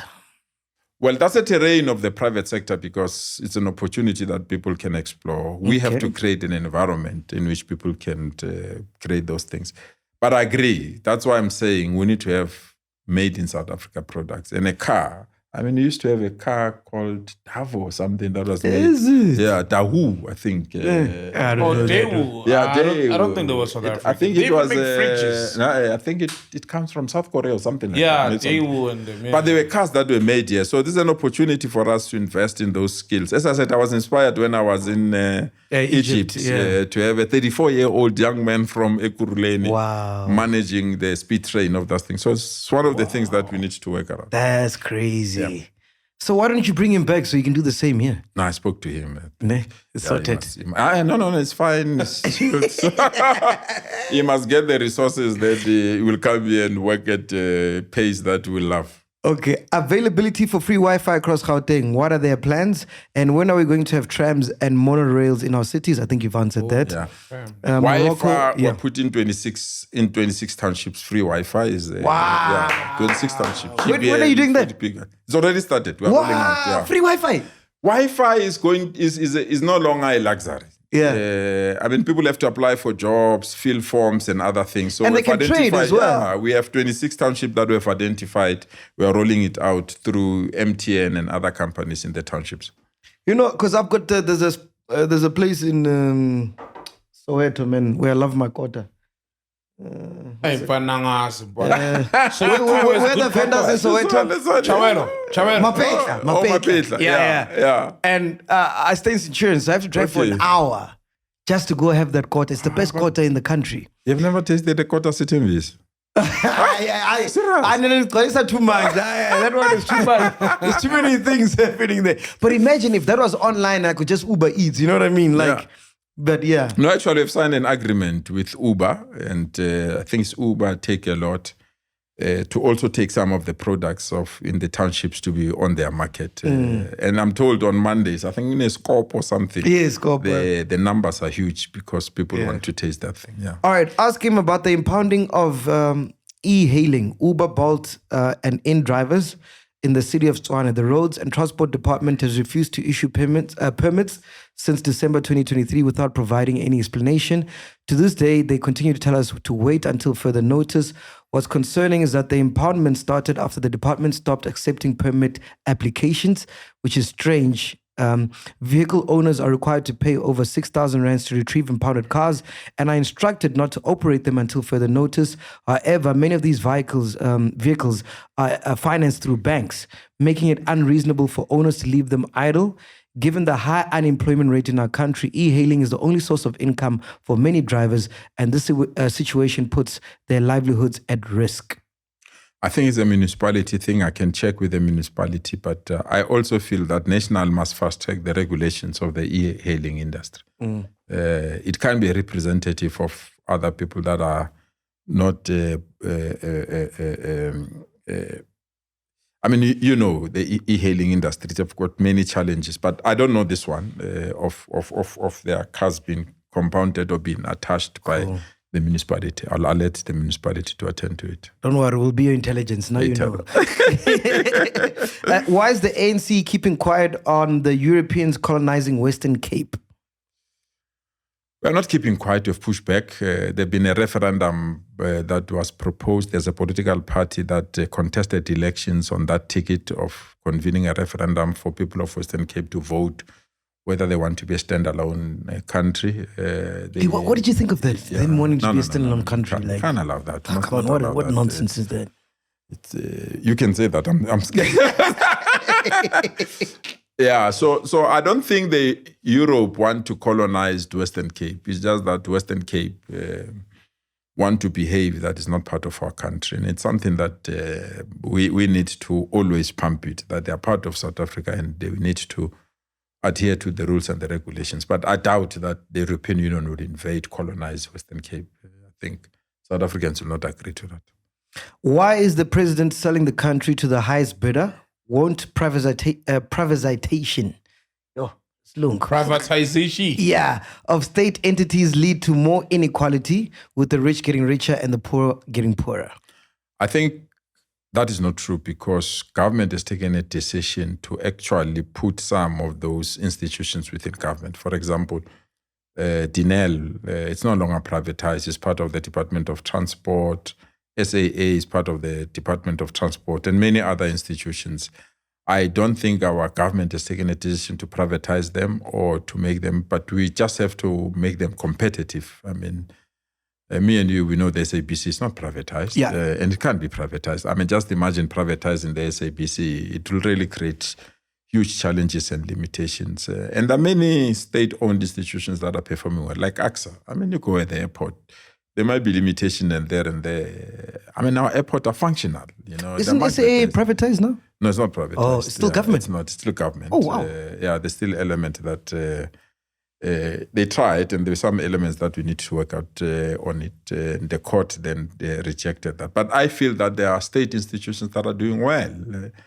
I mean, if you have to privatize an institution like Eskom, I mean, it will really create problems. So we have taken a decision to unbundle it, so that it have different components, so that it's not a huge monster that can create problems. But the accusations that our president is privatizing this institution, I don't think it's correct. I really believe that it's something that is peddled, that we have sold the country to the highest bid. I don't think so. What is his take on ANC expelling JACOB Zuma as ANC veteran, and what does he think about the future of MK since EFF members are slowly joining MK?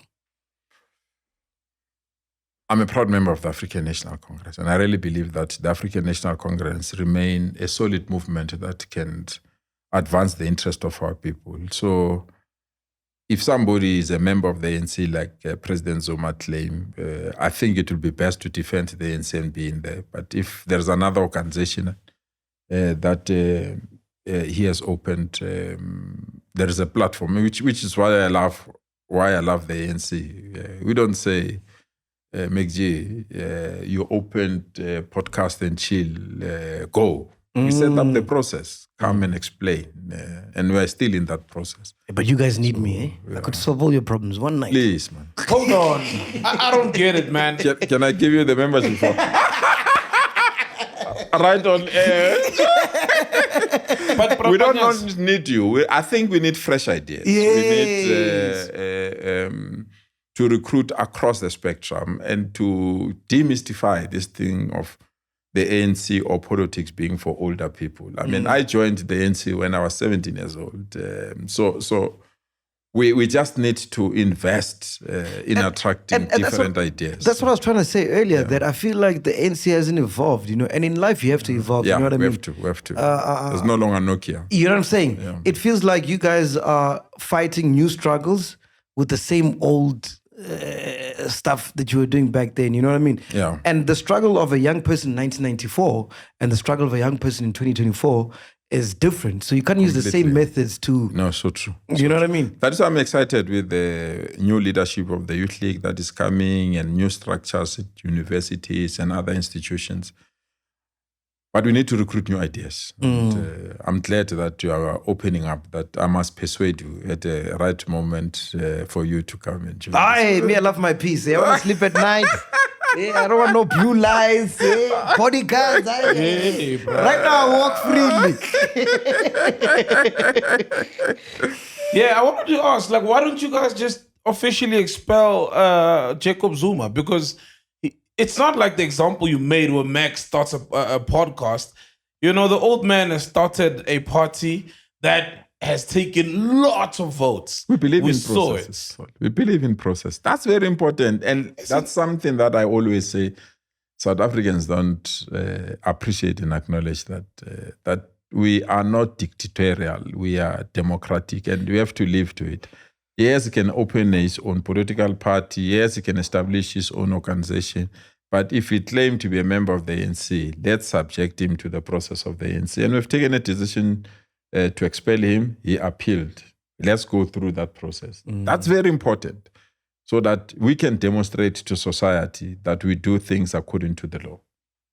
I love that. Shots, can you put up the poll regarding the Spaza shops? I want to talk about the Spaza shops. So Sunday World or Daily Sun, they ran a poll, right? Yeah.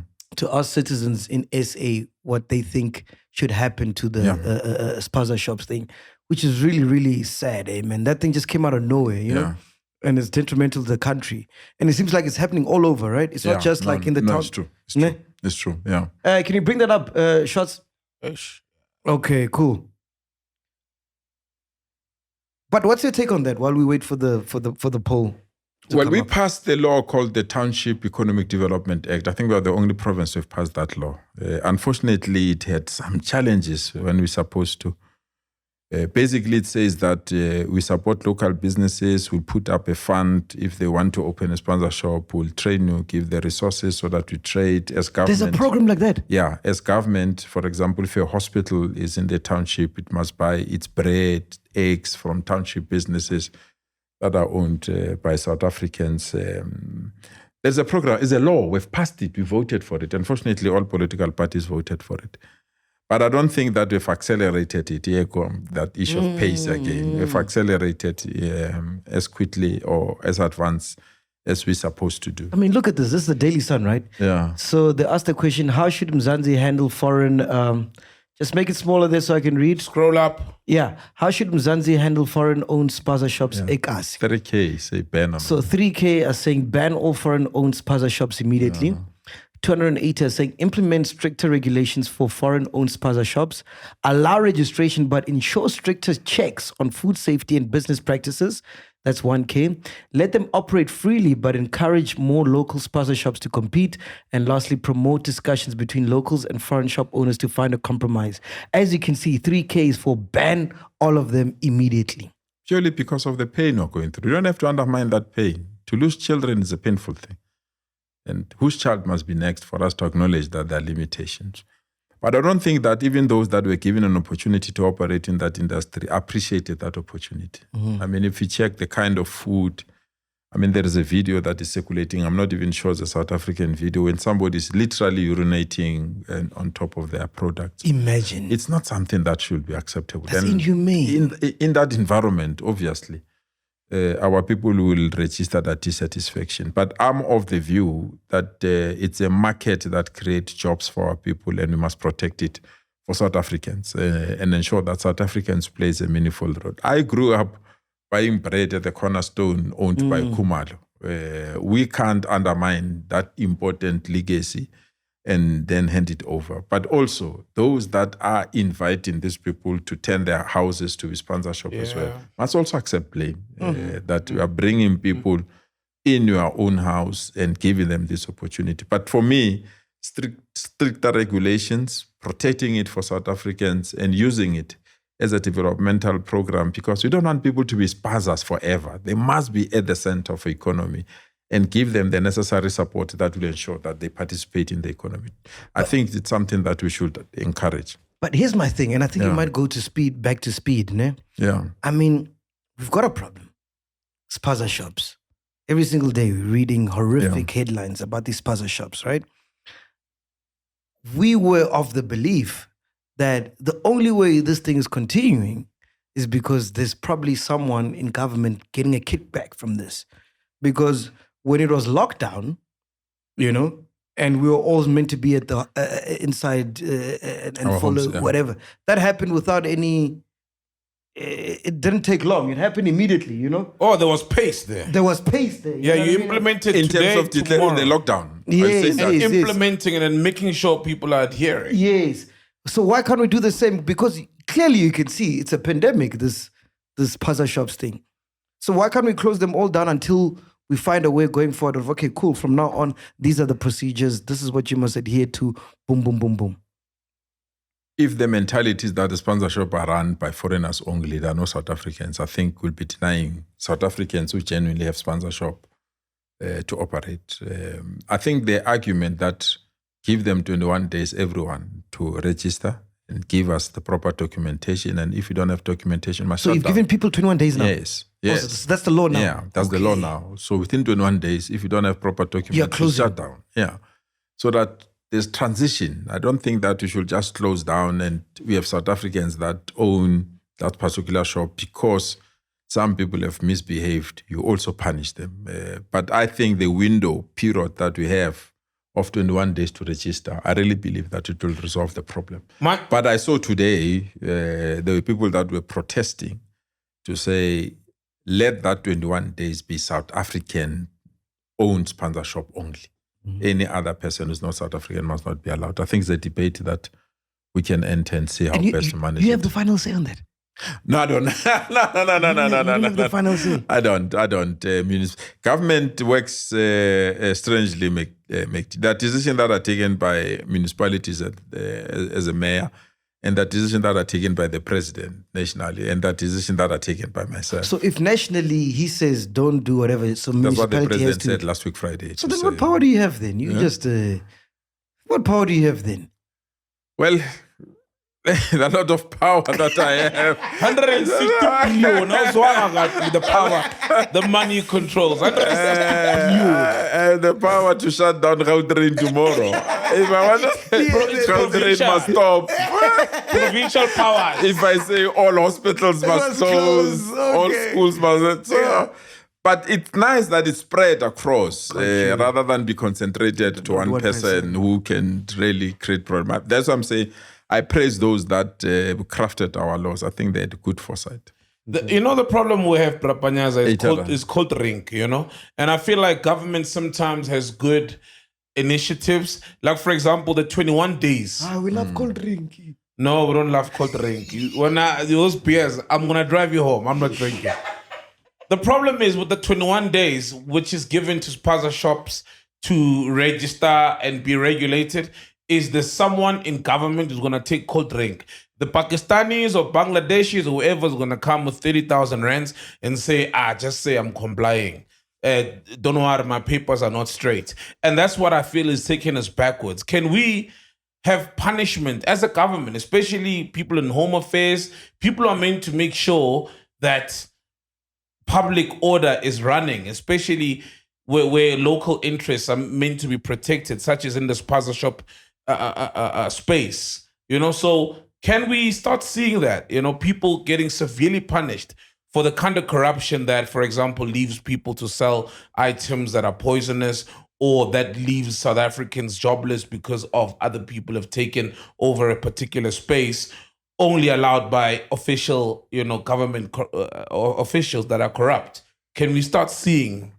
So actually, there is a trending video of a young lady who argues along those lines. He says, you can put legislation. We know one of these foreign citizens will get a license and duplicate it and give it to many who can't get the license. So I agree with you, but I'm always accused by those that advises me that sometimes we put our safety mechanism in the public platforms to assure citizens that there are safety mechanism. In the process, those that are doing wrong things change their tact because they know we've said it. Where I am, I really believe that for now, the systems that have been placed, I don't think that we'll have that problem.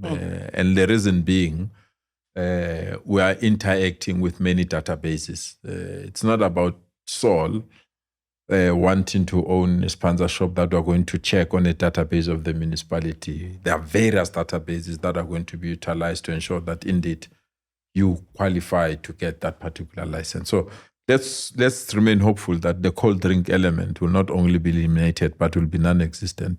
It's a difficult call, but it's possible. Yeah. I want to play a clip from Hellen ZIlle. She was saying that you were responsible for getting the guy from Tshwane.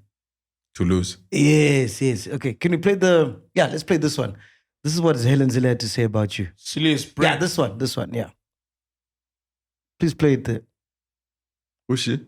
Hellen ZIlle. Who's she? She's the boss, the federal boss. Do you take her serious? And the argument that has been put forward, and some of your members in the party describing the ANC in Gauteng as being a mafia. Where do you stand now on your understanding around the decision that was taken in Tshwane, specifically around the removal of ZIlle Brink, because his argument was that this was a decision that was taken at a national level? Well, you've got to believe who you believe. I mean, obviously, there's huge tension between PANYAZA, LESUFI, and the national ANC. That is why he was summoned to Luthuli House on Monday to explain his comments and to explain what he'd said and done. So, there's huge tension and a huge difference of opinion about how to proceed. And I do know that the national ANC wants to achieve stability in the metros. And I know that we were talking about how we did that. And I know PANYAZA has refused to cooperate with that project. Yeah. What's your response to that? Who's that? Go Helen. I don't have time. In PANYAZA. With no I don't have time. You got your name right. No, she's obsessed with the developments in the ANC. I don't understand why. She's not a member of the ANC. She will never be a member of the ANC. And why she's not talking about developments within the DA, she's obsessed that I'm invited to come to a national meeting of the office bearers of the ANC. I really feel that we're giving her coverage that doesn't deserve. To me, she's a non-entity, and I don't want to waste my breath commenting about that person. When you're summoned to Lutuli House, what is that like? Do you feel like you're going to the principal's office? Yeah, it's like that. It's like that. It's out of respect. Yeah. It's out of. I mean, this is the president of the country. So who calls you? Does the Secretary General call you? Yes. Directly. He doesn't get his assistant. Yes. So he calls you. He's like, I know. comrade. I was watching a soccer match or something. And he called me and said, MG, is that's fine. But to me, it's an opportunity. And then when you walk in there, who's there? Yeah, all of them are there. Who's all of the them? President, The president is there? The deputy president, SG. So they're all here and you are sitting here. Well, I was seated here and they were sitting around like Okay. this. Yeah. Hola. Oh, you're not scared? I'm like, yo, I'm fucked up. I've done nothing wrong. It's I mean, the decision that we've taken, the DA makes a mistake to associate them with me. They think I've taken those. I'm not that powerful. The decision that we've taken is the national leadership of the ANC that said, go and implement this decision. Yeah. Because it doesn't know that. She thinks PANYAZA is the one that they've done this thing. It's not me. I mean, I work within a collective. I'm guided by the national leadership. And when the national leadership says, go and implement decision, that's what they've done. It's not me. So that is why I don't take it serious.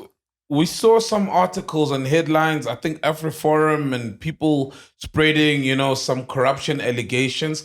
And it so happens to coincide with your friction now with the DA. How do you feel about those, especially their timing, even though nothing was really credible with the accusations? So that's what MacG said Earlier on. that the media sometimes align themselves with a certain political grouping. After this interview and the dissatisfaction of the DA, I was literally attacked every day in the media. Literally. Every day there were accusations.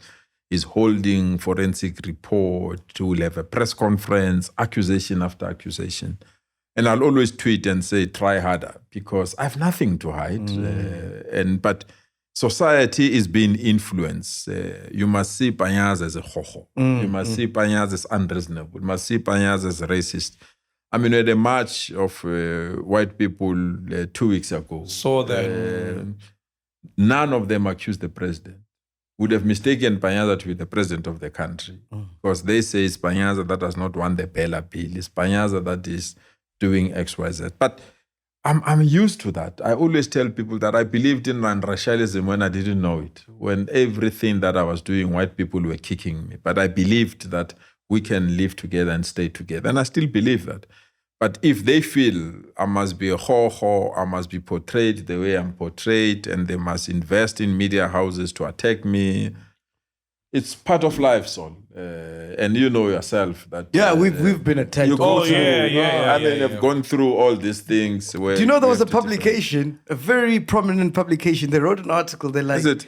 5 podcasts you should listen to when you're tired of listening to MacG. Is it? Yeah, like To sideline you. Eh? To sideline you. Yeah, of course.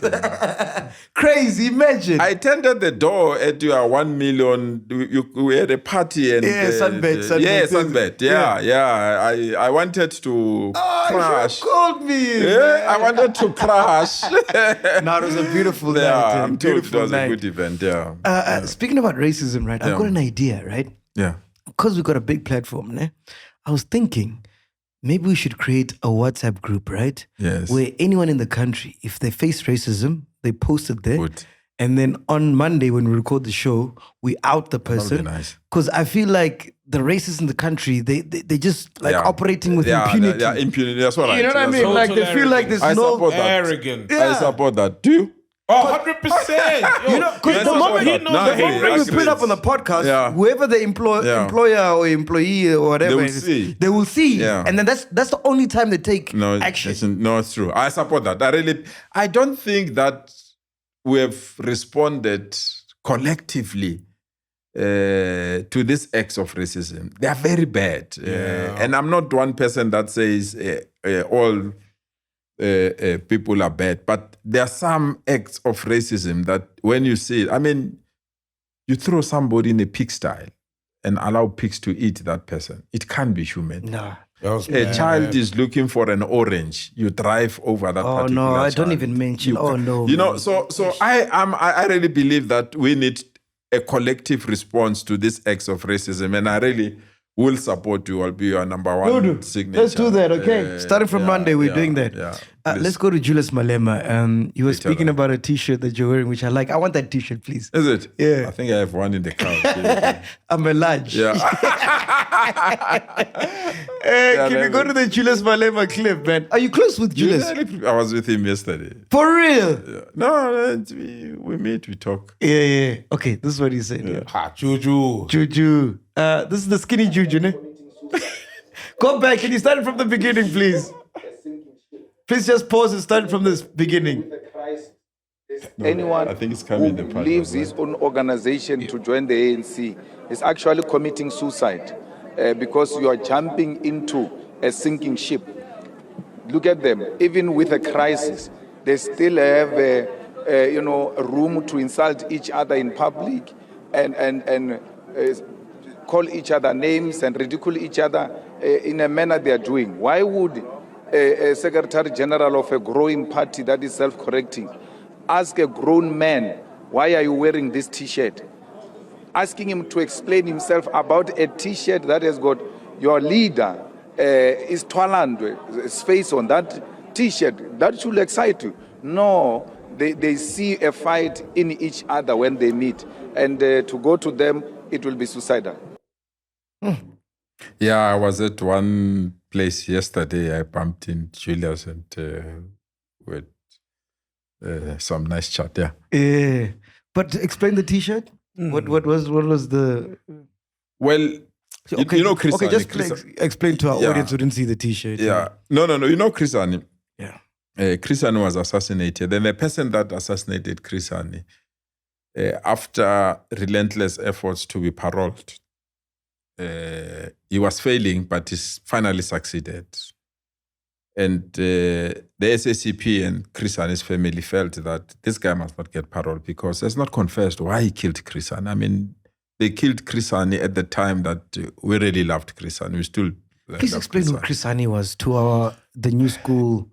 Chris Hanni was the Secretary General of the South African Communist Party who, while the ANC was in exile, led the army Umkhonto weSizwe and was responsible in shaping what I can say is the struggle the way we have now, the freedom in managing together with other leaders our liberation in our country. So he was the most famous or supported or loved politician. When the ANC had its first conference in the country, he got the highest votes. That's Before how he was Mandela? loved.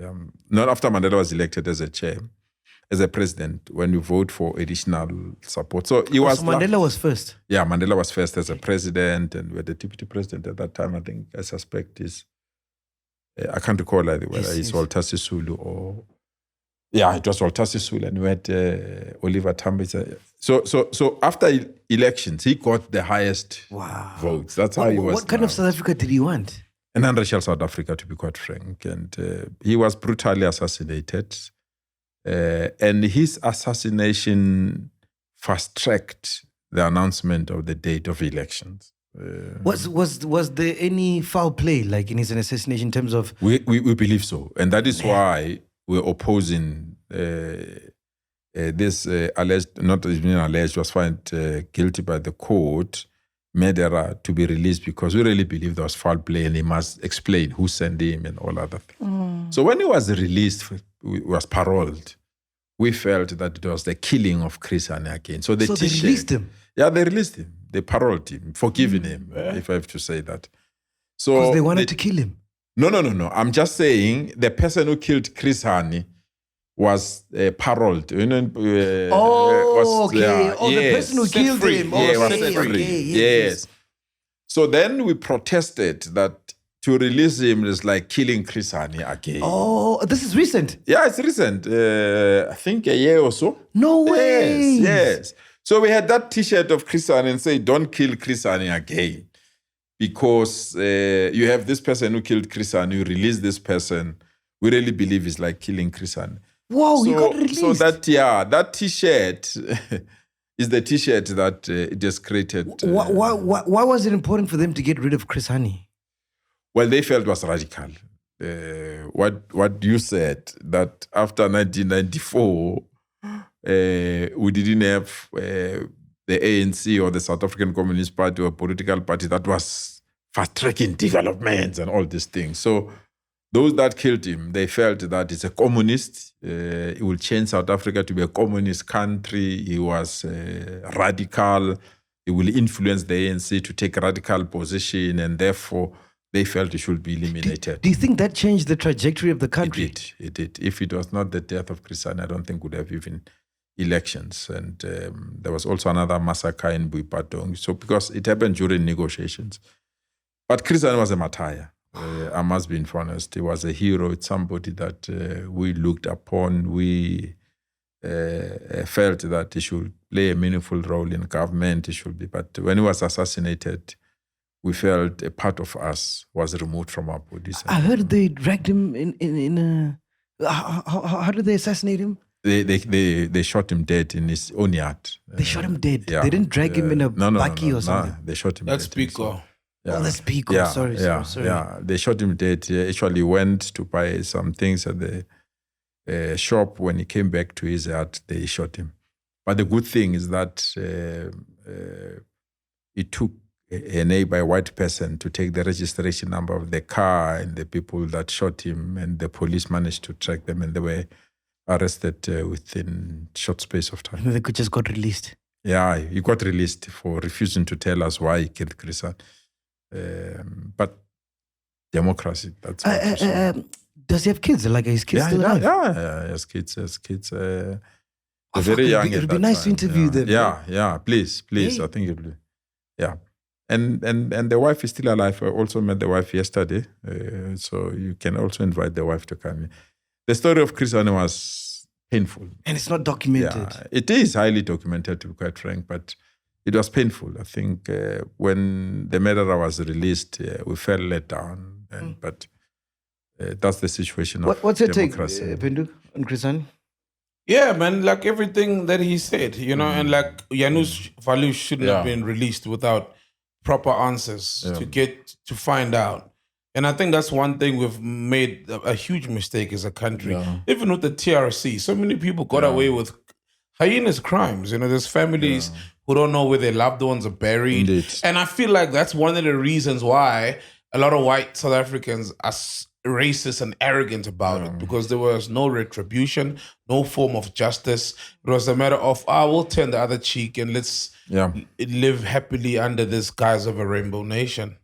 So yeah, it hurts, man, just thinking about it. The guy's probably in Poland now, chilling. Oh, by the way, your brother was arrested, ne? But he escaped prison. How did he escape? Yes. He was a student leader at the University of the North, the University of Limpopo. And he was in prison and was arrested, and some people smuggled him out of the country. In a dustbin? How are they doing it? Do you know the story? I don't know how they were, but he was smuggled out of the country. Top best of vibes. But now he's into mining. He's still alive. He's into mining. Yeah, he's in mining. When you hear the Zama's thing, do you call him and be like, hey, actually, when they speak about Zama, they interview him. You must see him on TV. Oh, is it? Yeah, they interview him. Yeah, he's a microbiologist. He's studied. But he's a person that was my role model when I grew up. Even when I was in difficulties, when apartheid police were... I was arrested when I was very young, and his picture used to motivate and carry me to say, as long as my brother is not inside the country, means the struggle continues. So he's in the mines. He worked with the mining institutions. So what's your take on the Zamas? I just saw an article now saying that the president is deploying soldiers and stuff. Is it? Yeah.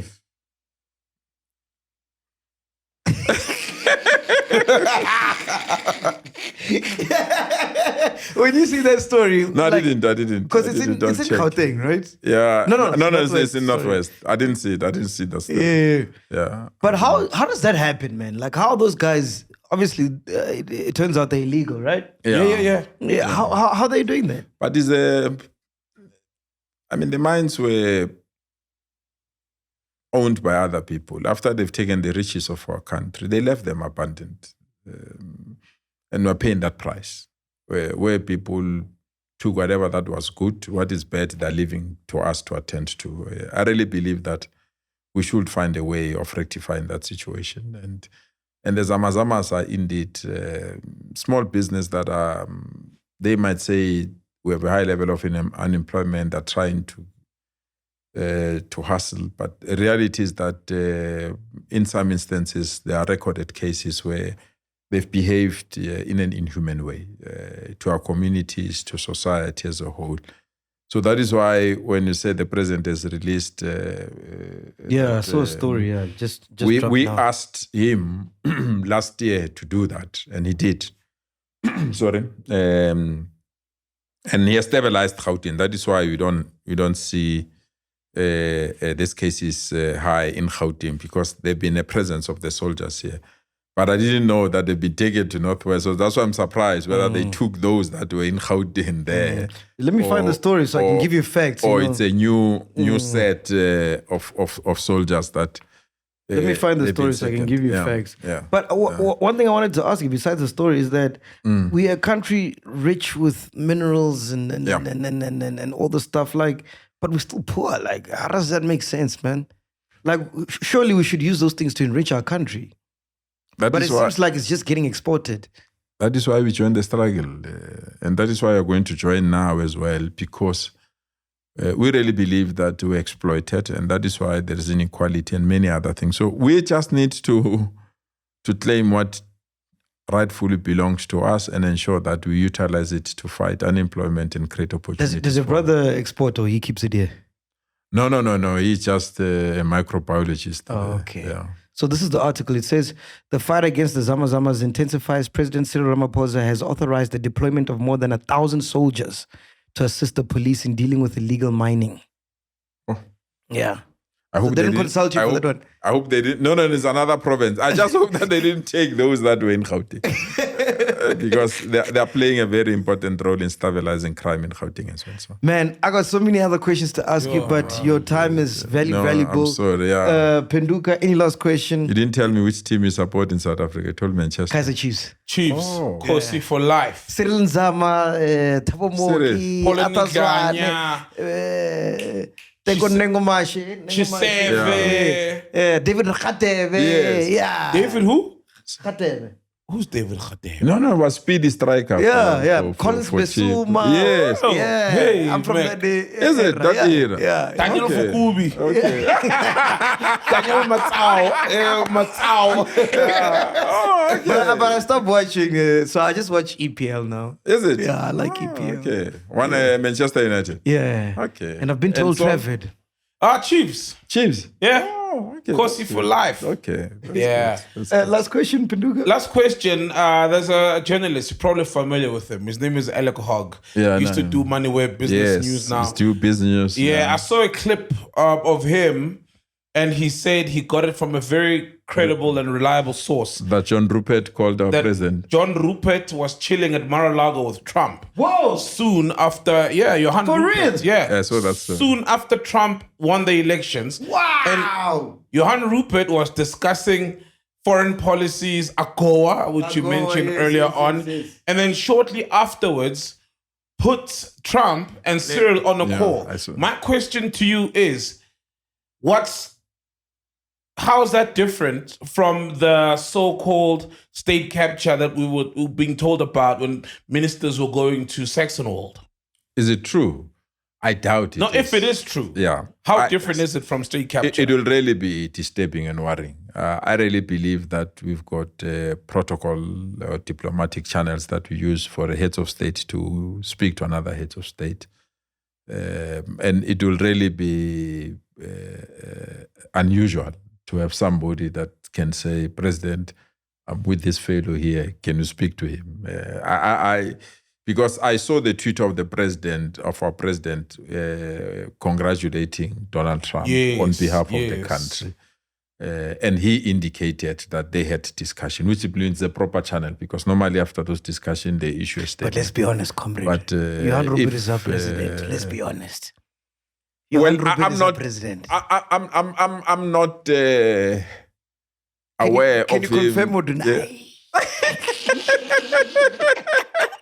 Remember during COVID, he was the first to donate money. Remember, he donated like 6 billion or something. I don't know. Oppenheimer, yeah. The Rupert family has donated 6 billion. The leaders of the country. We know who our president is. But thanks for this. I enjoyed my stay here. It means the rehearsal works. So I'm going to other areas. I have so many questions I still want to ask you, but we're running out of time. I wanted to ask you about the Bella Bill thing, the water crisis. I wanted to ask you that, is there a world, you're part of education, bro. Yeah. Is there a world where we can have a black school where we teach people how to undo all the things that Apartheid did, you know, like the fact that we hate one another, the fact that we can't handle money, all these things that just take us back, you know what I mean? Like, it would be nice to have a black school, real bro. school, like with the proper schooling system. I knew about Hitler before I knew about Chris Hanni. Yes. Yeah, I don't know what is our relationship with black coffee. He has a brilliant concept. I met with him. He came to unveil a concept. He wants to have a school that teaches our children about ourselves, our culture, our language. Because it's a white world. Yeah, he was asking for permission to invest in that sector, and I think it will come up. And I want to shout to him, Black Coffee, to say that's the right way. That when we have that kind of resources, you think about having such a school. Because I'm taking my son to an African school. Serious? Yeah. I speak to him. It's like, hey, Nia, who's going? Yeah, but that's your choice, man. But that's your choice. You see why the Bella Bill, they must sign it, man. Yeah, what's the That must be signed. Yeah, now look at Please Max explain, what's the Child, Bella it's Bill? Afrikaner. Sorry, man, I'm very ignorant. Huh? The Bella, we are not. The Bella Bill is a piece of legislation that wants to regulate how schools should function. One area in which schools should function is to allow every child to go to a school of their choice without being told that you can't come to this school because this school is speaking this language only. But also to allow, you can speak this language only. After school, allow those facilities to be accessible to those that are sitting around it when children want to play. But there are schools as well that are using that mission policy to maintain certain race quotas and not allow other children. So the Bella Bill, the Basic Education Amendment Laws, is to basically allow our schools to be the foundation of a truly non-racial South Africa, because you can't have a non-racial South Africa in the rugby match when you have not started it in the classroom. So you allow the classroom to do that. But those that oppose it, they hide behind culture. And we are saying, me and you went to a school where you speak Venda, I speak Sepedi. We can be at the same school, but during, if we want to continue having been taught in that language, you can go to that particular language. So our children can study in the same school and be separated when they go to a language class. But they can play football together, rugby together, cricket together, sing together. And that's the element that those that are opposing the Bella Act now, that they don't understand. But the Act covers things like homeschooling. There are people who don't want their children to go to school. It formally declares grade R as a formal education starting point, because previously grade R was not accommodated. We're starting at grade 1. Now it will start at pre-grade R. So it's a very important piece of legislation. But those that are opposed it, they oppose it on those two clauses, clause 4 and 5, that speaks about language and also speak about admissions. Your child might be in an African school. Yes. But the reality is that he or she, I don't know, he still knows to say, yes. Barmin. Yeah. There's nothing wrong. We have not tampered with our culture. But those that are opposing to it, they really believe that our schools should be no-go areas for other races, and that must not be allowed. And the president must sign that bill before the end of this year, so that our children can and should be allowed to go to any school of their choice. And it does not mean we don't want to build new school. It does not mean that we don't want to take care of our own school. But there must be no school that is a no-go area in this era and period of our times in South Africa. We're going to play a quick game. You can give me one word answers if you want. I thought I would avoid that part. No, this is where the fun begins. The podcast starts now. Yeah. What was the last song you listened to? I listened. Is a new song or the last song that I? Yeah, the last song. You've got the blue lights. You guys are bumping the song. I listened to Stimela. Wow. I listened to Stimela. Yeah. Piano? Do you vibe with piano? I do. I love. I'm a piano. What do you like in particular? Sure. Pori, obviously, Maporisa. Pori 9mm. You call 9mm? Whoa, you know him? Yeah, 9mm. Yeah. I do. Devin Koko or Oh, that's your fellow comrade's daughter. You know that, right? Actually, when I was at the university, she doesn't know that. When I was at the university, I used to collect her from crash. Wow. For real. Yeah. So I'm one person that listens to all kind of music. Got you. As long as the best. I knew the first time I fell in love with Jerusalem, there's not even... Master KG. Yeah, Master KG, where it does not catch the headlines. But I go across... there's this young fellow that is always at EFF rallies when he dances. Uncle Vinny. Yes. I love the dance. Robot Boy. I also like Robot Boy. Salary. Yeah. When last did you apologize to someone? Yesterday, I think, at home. I said I'll arrive at a certain time, but I couldn't. You're gonna apologize today. You've kept it for so long. But I apology to me, I must be honest, it's precious. When I say I'm sorry, I must mean it. This is to the missus, right? Yeah. No. It's not to the missus. At home, yeah. At home, are you the premier or you just PANYAZA? I'm PANYAZA, I must be honest. And I try to be PANYAZA because you need that balance. It makes things easier. The little ones, they have video games that they play. I think they saw Lucas Radebe playing some game with... his son. They tried to make me to also. But that's how it should be. Yeah, but if your wife says, wash the dishes, aren't you like, you know who I am? No, I do. I do. All right. When last did you use public transport? I use the Gautrain. I'm not sure it falls. Gautrain doesn't count. It counts. It's public. That one is too soft. It's public. I use the Gautrain. Yeah. When last did you buy something for yourself for like a guilty pleasure? What was it? What did you buy? I love drones. Drones? Yeah. I Drones? fly drones. Yeah. I fly drones. It's my pastime when I'm irritated by something or I want to digest a certain thought. I derive pleasure when I fly drones and just go to a quiet place, fly them.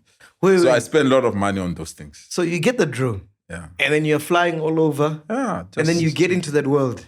Yeah, because you fly over either mountains or rivers that scene just brings something in you. How far can those things go? Yeah, it goes up. It depends on one that you have, but there are regulations. You can't go, for example, above the areas in which aeroplanes flies or areas that...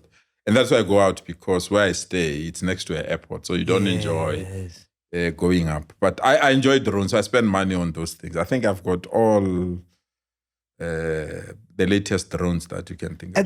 That was developed from the army, ne? Yeah, it was developed from the army, but it's now a commercial thing. It's so crazy how the army, the technology we know now, it's all from the army. There. Yeah, like the internet, microwave. Yes, because drones. You're spying. Yeah. Hey, man, we can go on forever, but in closing, what do you want to be remembered as when it's all said and done, sir? A simple guy from Tembisa. Yeah. Who enjoy football and who really believe that society must be a society that no one is hurt, harmed, or a society where we appreciate each other and can stay together and play together and build a society that, to me, should be an ideal world for everyone, so that everyone can say, look at that area that PANYAZA was in. He has changed it to be a better place for everyone. Are we looking at the next ANC president? Not necessarily. The next president of Moroka Swallows. The Duma birds aren't flying. He's the next president of the drones. Because the Duma birds lost their wings long time ago.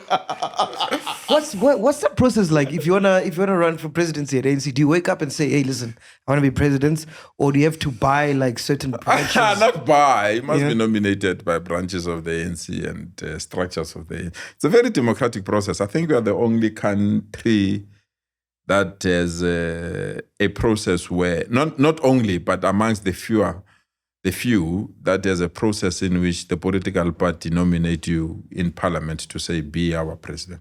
So I guess there's a branch in Limpopo. Yeah. There's a branch everywhere. Yeah. So you have to go to each branch and say, guys. No. When, like the last elections, you vote for ANC, you don't vote for the president. When the ANC meets, it then determines who should be the president. So you don't do any campaigning internally, nothing? No, not at all. Not at all. So then how do we know who to vote for? Like if I'm in the ANC, like who are the candidates? But they voted for Cyril Ramaphosa to be the president of the ANC. By extension, will be the president of the country. I can't have President Cyril Ramaphosa when he's supposed to lead the country, you elect another person. So no, for sure. But he's not running another term, right? Yeah, his term is coming to an end in terms of presidency. But in the ANC, there are no terms. So if he wants to continue... So is there a world where you can still be president of ANC, but not the president of the country? Yes. That's crazy. Because the country, we have to serve 2 terms. Who would you want to see, because you're saying clearly you're not running for it, who would you want to see as the next president of the ANC, according to you? That process has not started, and Mbalula has warned all of us not to speak about it. So if I can speak about You'd be summoned. I'll be called. You'll get another call. Snoop out. I'll be called. In the principal office.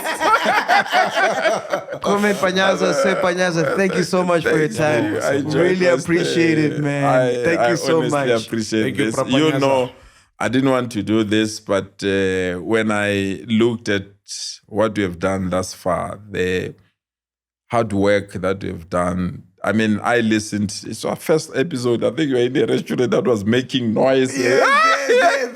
I mean, from there to where we are now, I can only say, right on, my good brother, and everyone that is part of this thing. We are proud as a country for what you are doing and what you have done. And I hope this institution will grow bigger than all of us, and that those that have deep pockets must come and advertise here.